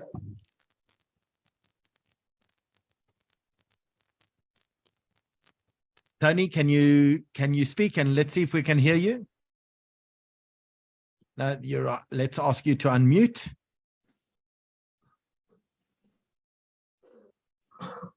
No, you're still on mute, Tony. Yeah. Maybe While Yeah. Tony maybe tries to sort that out, let's go to Rodney Katsu. Tell us about your family, Rodney. Well, thank you for everything, Howie. My father, Joe Katsu, he was a bit older when he volunteered as a pilot in the War of Independence. He was about 27 then. And his story really, he was a veteran of the Second World War. He was 18. Sorry, Rod, if I can stop you for a second, your camera seems to have gone off. Oh dear, sorry. So we've just... Sorry about that. Yes, great. Okay, So my tell us about your dad. He was a veteran of the Second World War, and he was initially an infantryman up north, fought on Alamein, Bardia, North Africa, was, amongst other things. He was wounded, he was taken prisoner for a while, then came back to South Africa and transferred to the Air Force. He got his wings in South Africa, and then for the last part of the war, he flew Marauder bombers, the B-26s in Italy. His perhaps story in volunteering was a bit different to what I've heard others. He was, as I said, a bit older. He was actually approached. He said that although it was supposed to be a volunteer process, pilots were in such short demand that he was asked to volunteer in a way. It wasn't such an easy decision for him, as I say, a bit older. And perhaps one area that hasn't been touched this evening is the action of their parents, my grandparents. They were vehemently against him going, having had the experience of the Second World War behind them already. And eventually an agreement was made between the Zionist Fed, my father and my grandparents, that he would go not as a combatant, but that he would fly only in support spheres of the war. He was going to fly an ambulance aircraft. Needless to say, when he finally arrived in Israel via Rome, no one had ever heard this agreement or story. There were no ambulance planes, and he was assigned directly to it was called a Flight 35 Squadron. It flew out from near Rehovot, and it consisted of 7 Norseman planes. Now, the Norsemen were just the opposite of what he flew in the Second World War. They were little transport planes. I don't think they were probably smaller than a Cessna. And they were built for the tundra region of North. They were supplied by the Canadians, and they were built for the tundra region rather than the hot Middle East climate. And they even had to be converted from having skis on them to make them, to have wheels added for landing. So they were very difficult and dangerous planes to fly. He flew both on bombing sorties and also supplies to Sodom, which was at that point isolated from the rest of the Jewish occupied Palestine, Israel. Also very interesting stories about how they had to modify the plane, took the side door off, had a little ramp inserted, and when he flew the plane, he had to veer to the left, and then he had what they call bomber chuckers at the back, and sometimes there were schoolboys throwing out the bombs. He also had the misfortune of actually crash landing one of the planes. Thankfully, him and his co-pilot that was landing in Sodom survived. It seemed miraculous that they both did survive. It was his co-pilot was Roy Schapper, who sadly died in a car accident in the 1960s. But they survived. He survived, and conditions were extremely, extremely difficult for flying. Planes were never maintained. There were no spare parts. Radar was rudimentary. They had to fly at night or under cover of cloud to avoid. First of all, because the plane could not handle the heat, particularly when landing, and also to avoid Egyptian Spitfires. I think we romanticize a bit about being there and what they achieved and what they did, but life was very, very hard. Eventually, I think in today's terms, I think my father did suffer a post-traumatic stress syndrome, and he eventually was grounded and returned to South Africa. I think Marian is asking us, can we repeat the numbers of the population of Israel at the time? 650,000, I think that's correct, and about 5% of about 1%, about 6,000 soldiers lost their lives. I mean, when you think about that in terms of 1%, as Miguel Tepperson said, not in the history of the world wars has a nation ever lost that kind of percentage of its people in battle. So before we go back and speak to Saul Simon, I have put out a call and a message to say that if you are and you would like to join us, please, in fact, do so, and we'll promote you onto the panel. But and I see that Ralph Judah has asked to be promoted, so we'll do that right now. But before we go back to Saul Simon, I want to speak to Jason Hoff. You put this amazing movie together. It really is, I think, so inspiring, and you can see all of the people who've told us that tonight. What was it like for you to be able to tell the story? Well, without excluding Etienne, who's really, besides Sharit's brainchild, my passion, I suppose, and salesmanship, and Etienne's really his craft and creativity in that. So no self-aggrandizing here, to quote the words of the late Victor Katz, who's one of the Machalniks, I must just tell you. And that segues into the story. So the overarching thing, like I mentioned last week, was there were so many ordinary people doing extraordinary things. And, you know, several people in the comments here, and it's been mentioned as well, people who cheated their ID books or tried to cheat their ID books to make sure they were 18. There were 16-year-olds trying to get to Israel to fight, to be part of it. And that's part of the, I think, the ideology at the time, or the passion, or the responsibility that people, I mean, youngsters, 16, 17-year-olds felt. And funny enough, Nati Kirsch, actually, when we took him the copy of the movie to say, here's the movie you helped us make, he said, everyone 1 year older than me from Potchefstroom, they got in and I couldn't get in because I was too young. And so that's part of the background. And something I just want to mention, because I've read the comments quite extensively here. There's Les Belkind, who related to Sid Cohn, still lives in Johannesburg. Joe Wolf's kids. David Mandelsfry, Gordon, and I don't think anyone can deny how arresting the story is when Gordon Mandelsfry tells the story of what happened in that tiny shul in the Free State when the first evidence from the war came, and it motivated people to say, there is no ways we can't lose. There's ein breira, there's no chance, and that really existed amongst everybody. And just a note to Saul Simon, you know, I wish you a long life. And I had the absolute pleasure at the last day of this shoot, wrapping up the entire thing, was with Smokey and Myra in their home in Israel. And they took us out for dinner. And it was just the most wonderful way to wrap up this whole thing, to speak off the cuff, the most kind and wonderful and passionate and committed people. And they took us to this fabulous restaurant around the corner. And I've never seen anybody eat like Smokey, I must tell you. He was like a teenager. And it was just, you know, a beautiful way to wrap up this long, you know, process that we had come to. So, yeah, I mean, I've made notes about people that I've seen here in the notes, but, you know, in the comments here. But overarching was these relationships that I had the privilege to build thereafter. I used to go and visit Victor Katz just about every Friday before Shabbos in Highlands North and talk shit and drink whiskey. And Ruth Stern, every time I went back to Israel, we would have dinner with Ruth Stern or Dan Kenny, which is William Kentridge's first cousin, and so on and so forth. And it's just a pleasure to see that the offspring of all of these remarkable people who did ordinary people who did remarkable things are here. So a pleasure from my side. And I see both sides here, Joe Wolf's kids. Joe Wolf was so generous with us for a full day. We drove him all over the country, telling his stories. You can see him in different parts.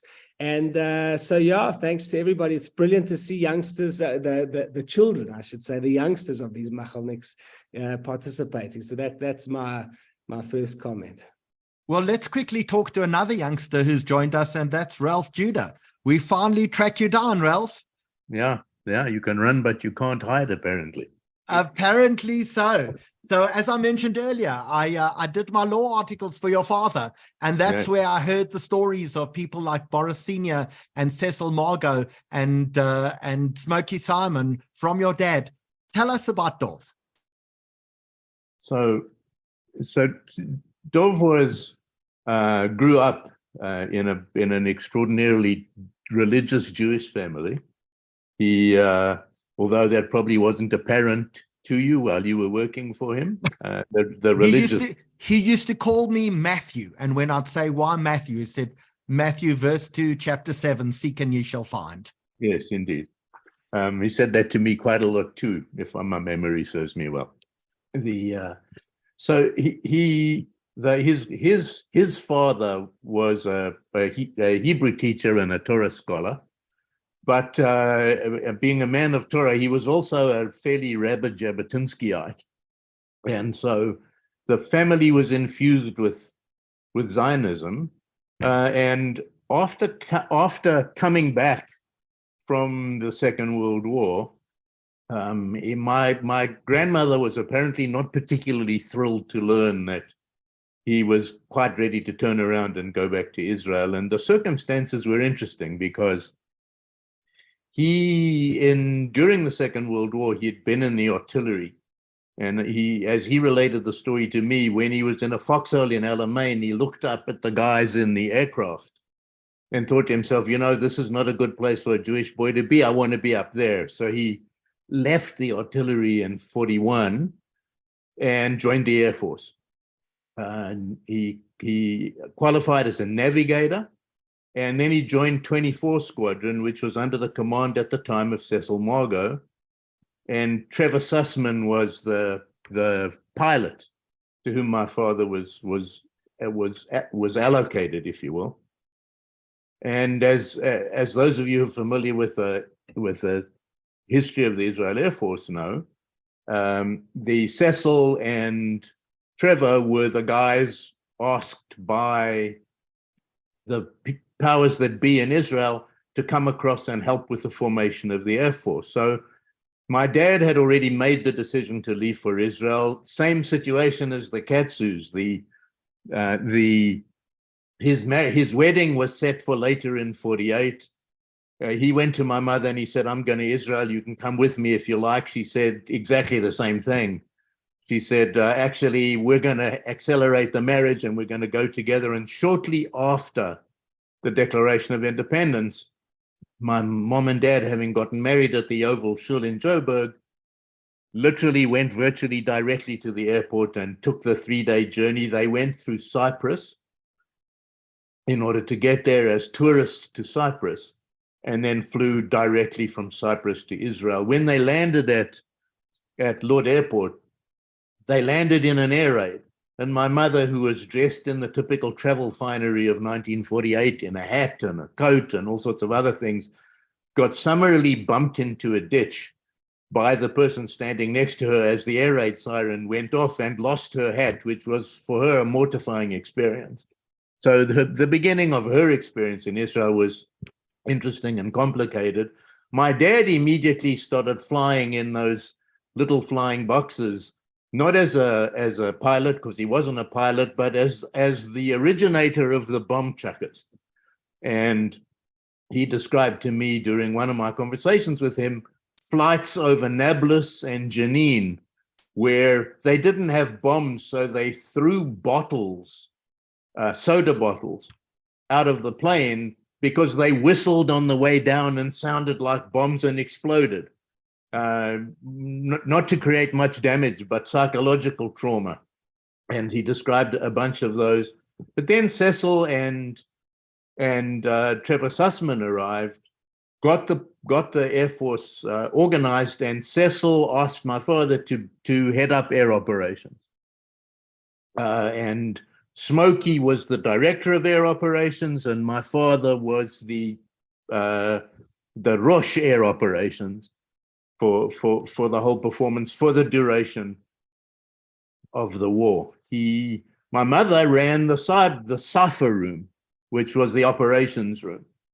And so both of them were very deeply engaged in the war. my dad had grown up in Habonim and was infused with a Zionist fervor. And so there was never a question as to whether he would go. The question was how quickly he could get there.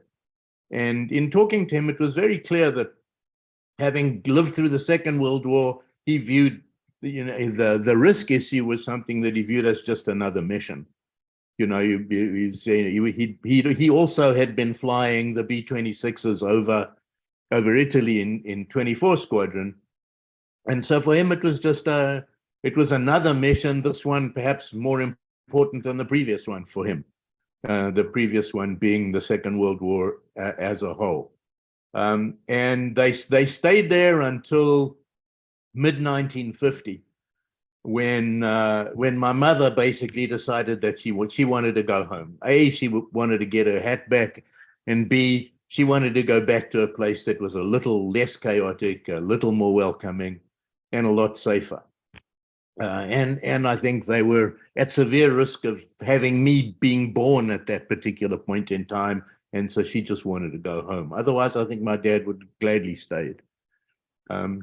Well, I want to ask Dave Bloom, who's joined us, because Dave, do you know all of these people? You're chairman of World Machal. I know many of them. I certainly know many of them, and I'm happy to say I work closely with Saul. And I wanted to just tell you that we just a couple of weeks ago, Saul was very involved in creating a memorial for a very special battle that took place 2 weeks after the declaration of the War of Independence. It's recorded as the first battle sortie by the Israel Air Force. 2 weeks after the war, the Israel was declared, 4 Messerschmitts flown by 2 Machalnikim. One was a South African, Eddie Cohen, Lou Leonard, Ezer Weizmann, and Modi Alon. Flew 4 of these Messerschmitts that had been brought from Czechoslovakia and put together literally overnight. They didn't even have a chance to test the planes before they flew them. And they flew down to an area near what is today Ashdod. And they attacked a column of Egyptians that had made their way, who were literally 25, 30 kilometers from Tel Aviv, who were on the banks of a river near Ashdod. And the Egyptians had no clue that Israel had any planes at that time. And they managed to basically help to stop that advance of the Egyptians. Eddie Cohen, unfortunately, did not make it. He was killed in that attack. The story is that Ezer Weizmann, his plane actually, his guns jammed. He only managed to shoot, I think, 1 shot from each of his guns. Lou Leonard was a very experienced American pilot who had served in the Pacific in the Second World War, a Machalnik. And there's another story of how, there were 2 Tsabarim, 2 Israelis who were born. I mean, Ezer Weizmann had trained with the RAF. In fact, he got his wings, I think he got his wings in Gwelo in Rhodesia. He certainly trained in Rhodesia to fly. I myself am from Rhodesia, so that's a kind of a nice connection. But anyway, the Machalnikim, guys like Migdal, Tepperson, Smokey Simon, the South Africans have kept the organization going for many, many years. And we as a kind of second generation, Saul and his sister and a few others, are maintaining the organization. And we continue to try and record stories, tell stories. And we have an extensive website with archives of many, many hundreds of stories and the records of all the people who came from many different countries, not just South Africa. But certainly many of the South Africans have been involved in maintaining World Machal until today. I want to just try and get Tony back on. I'm not sure, Tony, are you able to talk to us? I know we've lost your picture. Not sure if you can hear us. Maybe just while Tony's seeing if you can get it back on, I just want to, Joey sent me a picture. Joey, I'm going to try and share the screen, and maybe you can just talk us through this this picture you sent, I think, of your dad with Ben Gurion. Yeah, so that's something that we felt chance. My nephew, who lives in Israel, was doing a tour through the country, and took his kids to Ben Gurion's house. His old house is a museum. And he was just looking through a drawer that was actually closed. It wasn't a display at all. And in the drawer, he found this picture. I think this is when Ben Gurion came to meet the guys and was congratulating them and giving them their wings. And my dad is the second guy at the back there, in uniform with his cap on. And I mean, I didn't even know that he had, that this had even happened. None of us knew. And my nephew sent me this picture. He said, "Is this Zayda?" I said, "Yeah, that's definitely Zayda. Take the picture." He said, no, I can't do that. I'll just take a picture of it. I said, no, take the picture. But he said, no. So yeah, and again, I think that just goes back to how these guys just never spoke about it. I mean, my personal experience, at least, is they just carried on as if they did something and it's over. We did what we had to do. Did you see other pictures, Joey, of your dad? Did he come back with pictures from the war, or just really the stories and as you said, just the little snippets that he told you? We've got some pictures that we treasure. I think there was a bit of a superstition of not taking pictures in uniform, especially of pilots. So, but we have got some pictures. All my kids up on their walls have got a picture of my dad in uniform, which is a very rare picture. I've got the picture of the Fairchild. Someone spoke about the Fairchilds that they left with here. I've got a picture of that. So not too many, but I've got the emblem that he wore on his cap of 101 Squadron, the first squadron in the Israeli Air Force. I wear that on a bracelet every day. It's always on my arm. So we've got a few things. Unfortunately, not enough, but we've got a few things. So just one more. Sorry, Jay.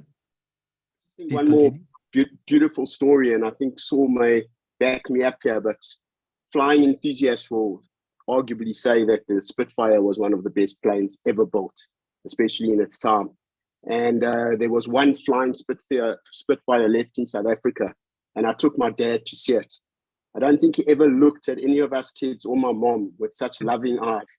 He looked at this plane and stroked this plane like it was a long-lost lover. I was actually quite jealous, to be honest. So Hirsch, I want to show some pictures because this is a picture of the late Maury Egdus, sent to me by his daughter. That's him in his tank over there.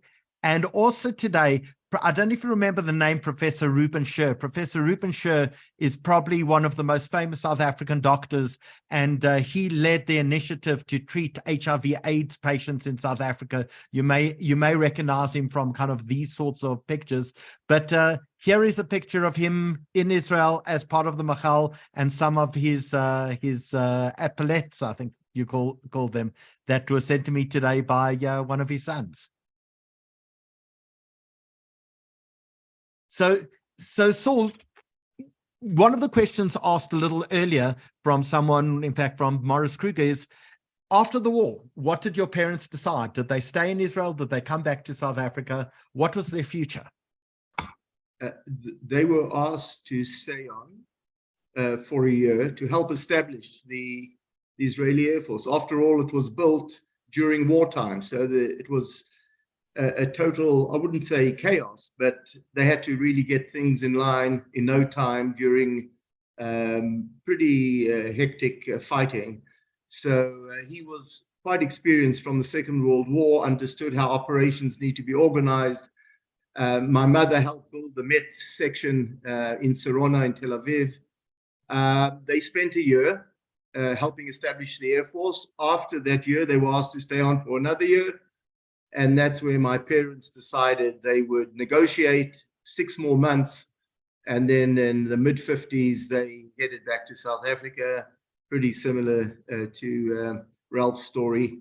And us 4 kids, we were born in South Africa before coming back to Israel in 1962.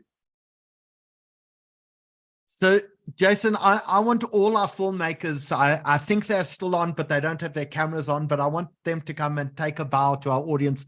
We will do one last whip around from everyone just to get one last story from each of their families. But before we do that, I'd love Etienne and Charit to come on and tell us what this movie means to them. So if I can ask you guys to please unmute yourselves and turn on your cameras. I think the filmmakers really have to take some remarkable credit here. Etienne. Sorry, I'm back now. I wasn't on for a little while there. Thanks for unmuting me. It was a terrific story, you know. As a person who's not Jewish, Jason and I were business partners for a long time. I knew very little about the story, and I knew nothing about the history of Machal. And Sharit brought the project to us, and every person's story was just so rich and fascinating. And I'm so happy that we got a chance to record it and archive it and keep it for posterity before these people passed away and these stories were lost forever.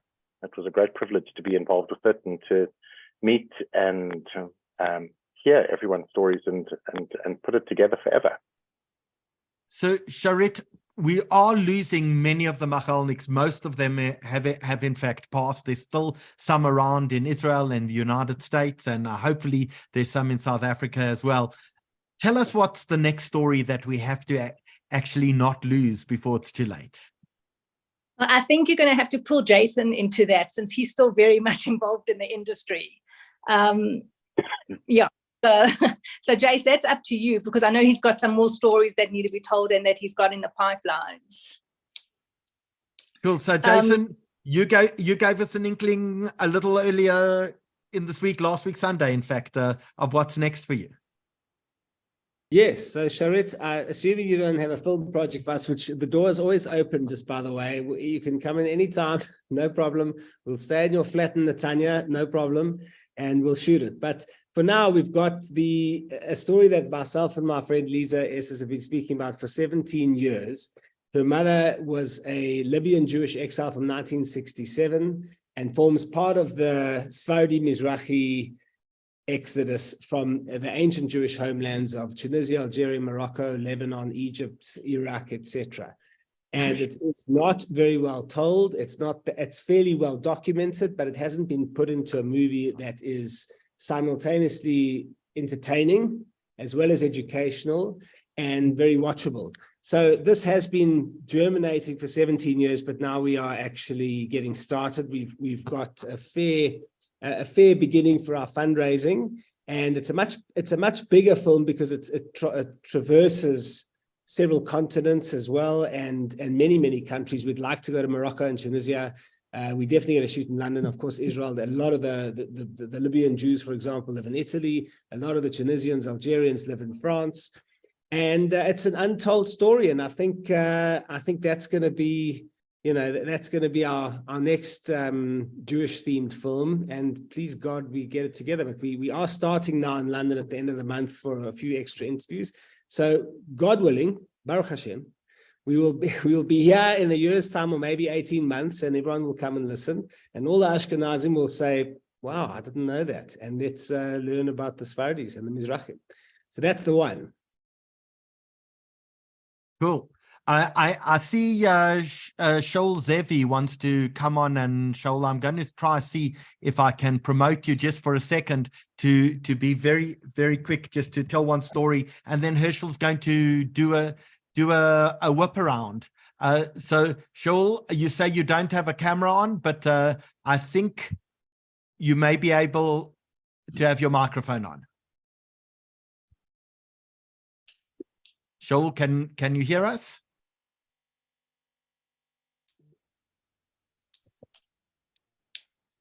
Shaul, can you speak? No, doesn't seem to be working. Hirsch, so the final whip around is to you.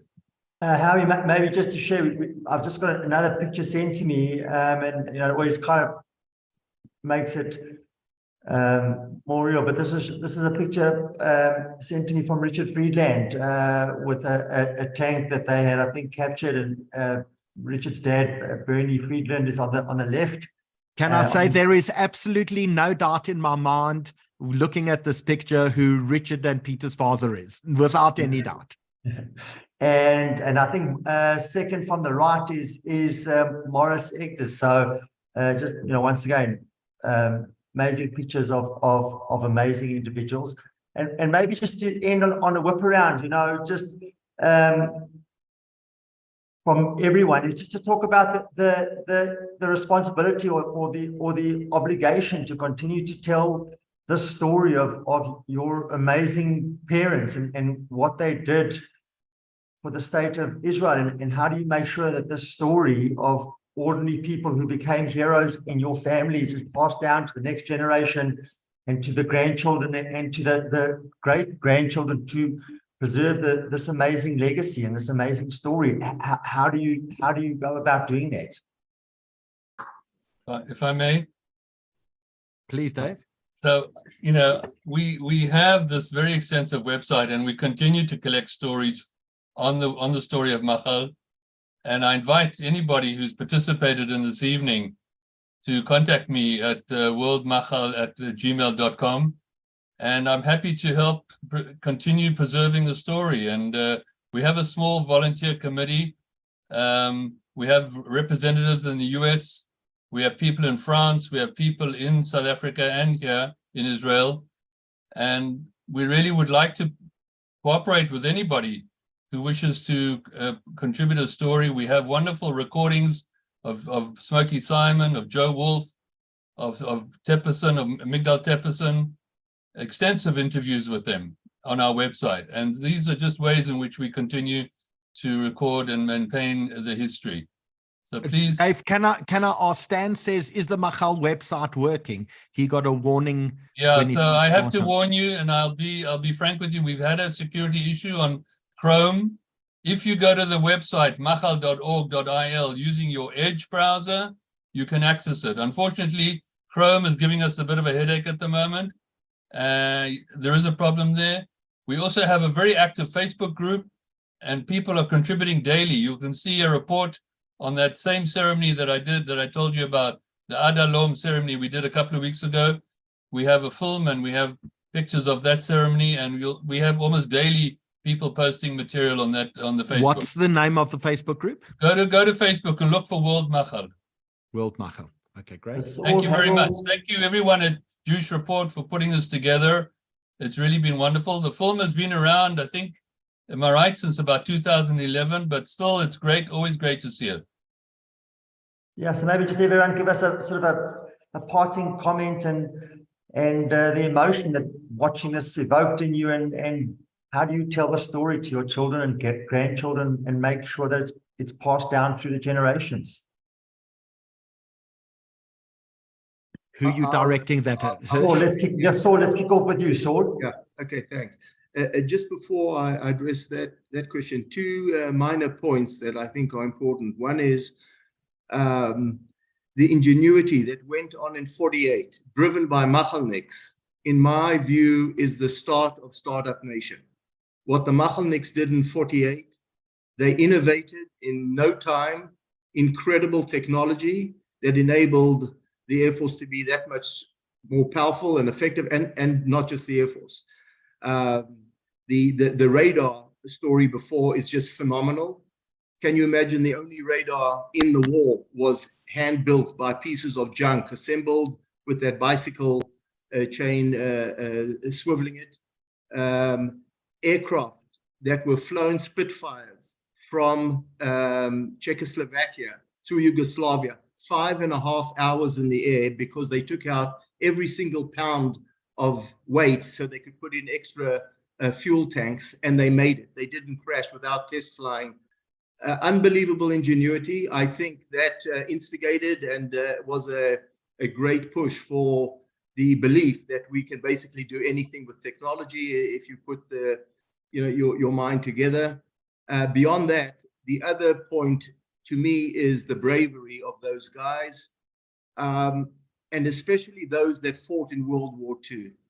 I could never understand how my father, after 5 years of flying in the Second World War, where 60% of air crews, they were annexed to the RAF, were either killed, wounded, or taken prisoner of war, 40% chance of making it back home alive, and then 2.5 years later, making a decision to come and volunteer. He decided to come before the war broke out. Why do you come before war breaks out? At least wait for it. Why are you coming to a country that has no air force? Those little Piper Cubs or Oysters at the time were not an air force. You had nothing to fly. I could never get an answer. I repeated this question every couple of years over a stretch of 20 years. I personally participated in the Yom Kippur War, which was a tough war, my first war. I didn't have enough appreciation for 48 because not many stories, as I mentioned, were shared at home. And I thought that was the worst of all wars. You surprised, you attacked, and it was a very, very tough war. And after that, I began understanding what went on in 48. And I realized that Yom Kippur War was kids' play compared to what they did in 48. And these guys volunteered after years of fighting and risking their lives with the odds of losing a limb or life were absolutely tremendous. I can't express enough the gratitude I have for their bravery. So the main point that I would like somehow, if we can convey to the next generation, is you don't find many brave people today. How do you convey the notion of bravery? And it just goes beyond words. We try and do a little. We've had on the Machal committee, we've had a couple of discussions. How do we get the story out? Around the Adalom event we had 2 weeks ago, we took the story to schools. We went to about 10 different schools and we presented the story to make sure that the kids, and they were all, not just the kids, the teachers had never heard about it. And that one event, by the way, on the 29th of May, 48, was the single most crucial event in the War of Liberation. That was the tipping point. We would have, had we lost that point, when the Egyptians would have continued into Tel Aviv, the game would have been over. And from that point onward, fortunately, the tides began to turn slowly, and then they sped up as the months went by. So, and thank you very much for this wonderful event, for the Jewish Report, and for you, Howard, and for Jason and all the rest of the crew. Wonderful event. Thank you. Harold, some parting thoughts and wise words. I'm not so sure about the wise words, but yeah, I'm not sure what kind of time restraint we have. I'll just carry on from where I left off. Where my father and Maury Egdus and Stanley Burr found themselves eventually was in a place called Tel Litwinski, where they hung around waiting to get posted and to do something. And a fellow by the name of MacDonald from the British Tank Corps arrived and said, "Who can speak English?" So the three of them put up their hands, and they became the first, I believe, 3 people in the 82nd Tank Corps in Israel, which was the first Tank Corps in Israel. They succeeded in obtaining 2 tanks. There were 3 British commanders that were prepared to break through the fencing in Cromwell tanks and to bring them and give them to the Israeli, the IDF. And only 2 made it. The third one crashed into a wall, and the driver was arrested, and nobody knows what happened to him. But MacDonald and his other commander got through, and they trained them. And however long it takes to become a tank proficient in tanks, well, in this case, took 2 weeks because that's all they had. And they were instrumental in breaking through into the Sheba police station, which I'm sure a lot of people don't know, but the British police stations were actually called Tegart forts, after the name of Charles Tegart, who designed them, and they were designed to withstand attacks and all the rest of it. Anyway, by the time they went and attacked the Beersheba police station, they had no more tanks, well, in his division. And they put a 6-pounder onto a half-track and attacked the station with support of infantry, etc., etc. And the Israeli Palmach fellow standing between Maury Egdus and my father got taken out, and they had to replace him, which they did. And Murray was actually the loader. He loaded the cannon, and my father used to sight and fire. And what they had to do, because a lot of the information, a lot of the ammunition was extracted from the Altalena, even though it had sunk, and it wasn't really that reliable. So they had to put the shell into the gun, close it, fire. If nothing happened within 10 seconds, they had to open it, take it out, and throw it overboard, so that they could put another one in to carry on fighting. So you can imagine the stress and strain of pulling out a shell that may or may not go off in your hands, in your face, is quite considerable. They fought a lot of battles together. They were instrumental in bombing a bridge, taking out a bridge in front of the advancing Lebanese army, not Lebanese army, the Jordanian army, because they were mounting a counterattack to capture Beersheba. And they were instrumental in getting a demolition squad to this bridge, taking it out and successfully halting the Jordanian advance on Beersheba. Part of that, I can't really tell you that much. I mean, I've got 100 stories that I could tell, but I'm sure time doesn't allow that. His brother, David, was also in the Palmach, was originally sent to Cyprus into an internment camp because they picked up that he was coming to Israel to fight. Eventually made it to Israel and also fought. And so the family legacy goes on. What I did do a number of years ago, together with my brother Stephen and our family, is we got my dad to write a book. And that's how we have passed it down to our kids and grandkids. Yeah, beautiful. So I do want to say that someone asked the question, the book 800, which details the story of the Machalniks and the South African Machalniks. Jonathan Egder says he's got a disc that he can digitally print from. So if you don't know where to get hold of him and you do want a copy of the book, just send the Jewish Reporter mail and we'll pass all the details on to Jonathan Egdes. Howard, there is a copy of the book on the Machal website, the full digital copy. Fantastic. So people can go download it. Yes. Great. Now, other than the story of the start of Howie's law career, share some parting words and what a discussion like this, what it evokes in you, with regard to your dad. Well, the two things.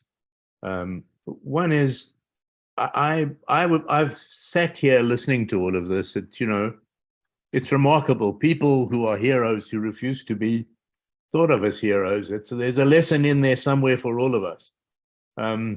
But the thing, I went back to thinking about my father's funeral, and I did it for this reason.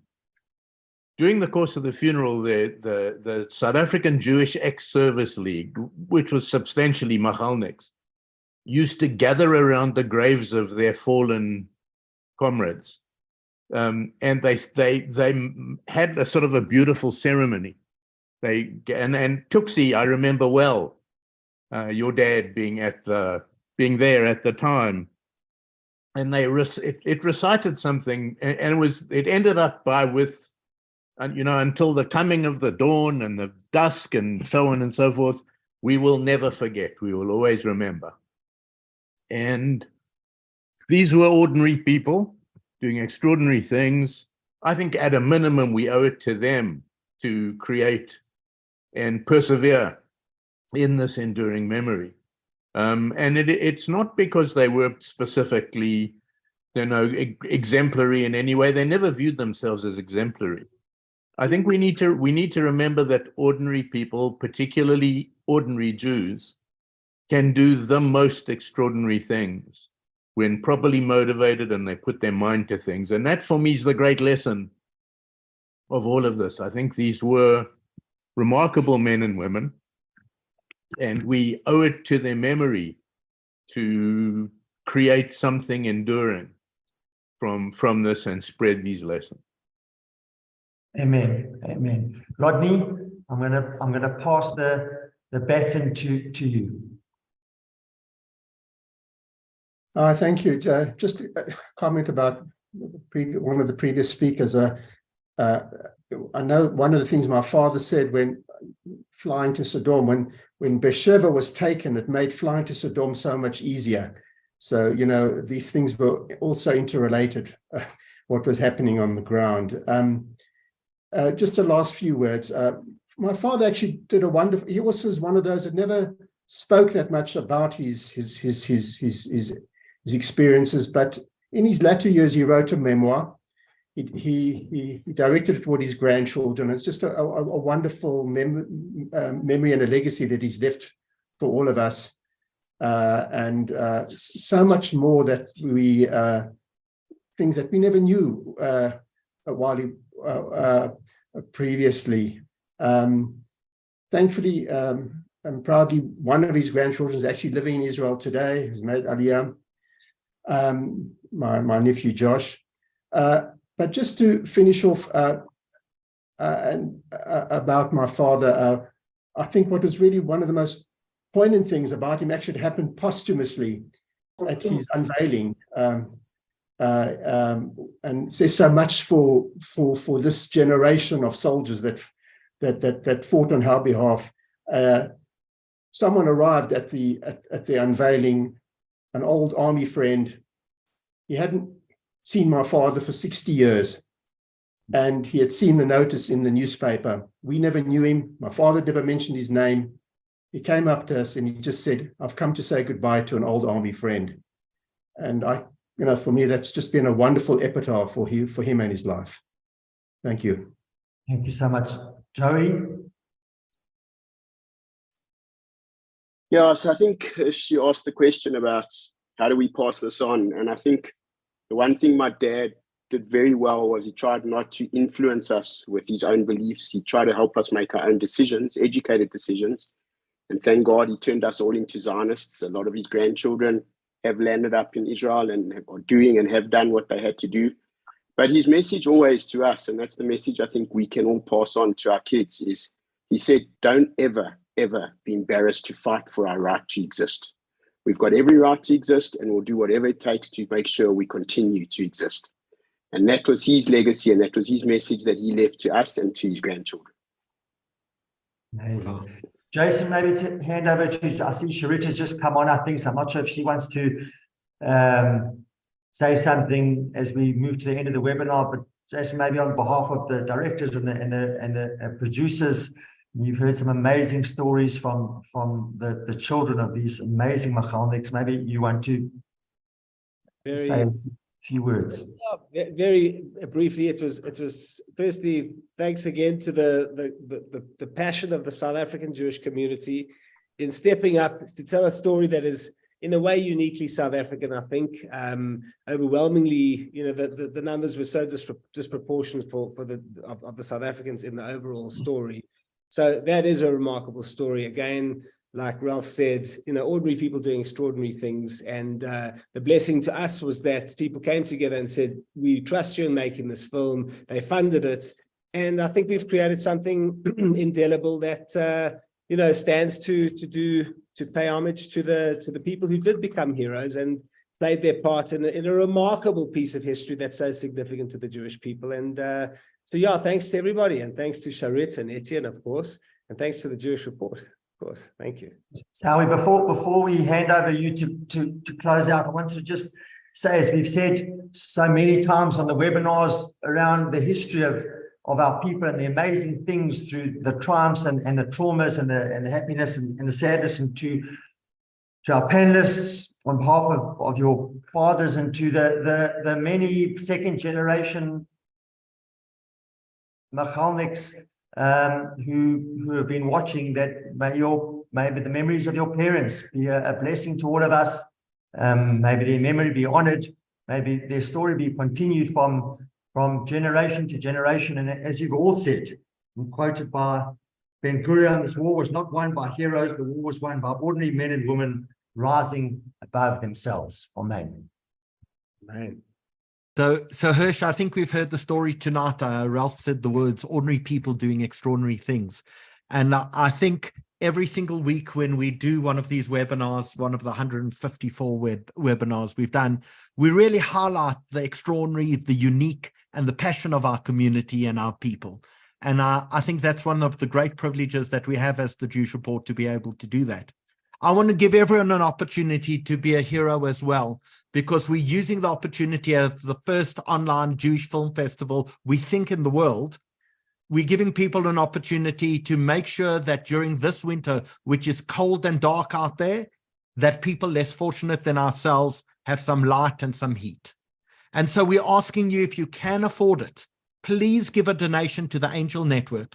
We're using that money to, in fact, go and take hot water bottles into the townships, to take rechargeable lights into the townships, to allow people the opportunity to actually have some warmth and some heat.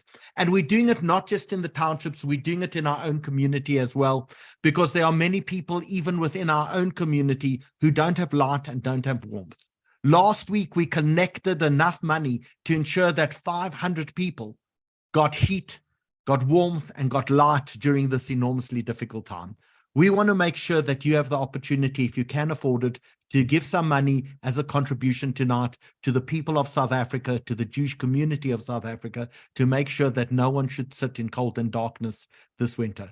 So we have the snap scan on the screen. Take your phone, point it towards the snap scan. That will open up a little app, or you can do a direct contribution into the Angel Network. Don't forget that all of your contributions are tax deductible, which means you'll get a Section 18A certificate to make sure you can deduct your donation off your taxable income for the year. That's really, really important, I think, to many people. But for those people watching on Zoom again, we're going to do one last poll. If you haven't made a contribution and you'd like us just to send you a mail with all of the information about contributing, please, if you're on Zoom, just click on the poll right now, and we'll make sure that tomorrow we send you an email and you can make a donation to make sure we give rechargeable lights. For those of you out of South Africa, Ralph, you must think we're absolutely insane, but we're living in semi-darkness in South Africa, and it's a cold winter, and we want to make sure that our community and everyone who watches us gets the opportunity to make the lives of people just a little bit better around them. So thank you so much to everyone who's joined us this evening. We'll be back next week with another festival, another movie in our online Jewish festival. And I think we've got some fantastic movies in store. But really, Hirsch, tonight was once again remarkably inspiring. And it's so nice to see a documentary about the South African Jewish community and the remarkable contribution that we've made throughout the world. So thank you all for joining us this evening. We'll see you all again soon. Thank you to all of our guests, and thank you for those people like Ralph and Dave who jumped on at the last moment. We so appreciate the fact that you've joined our community and can share these remarkable stories. Good night to all of you. Thank you so much. Oh, mate.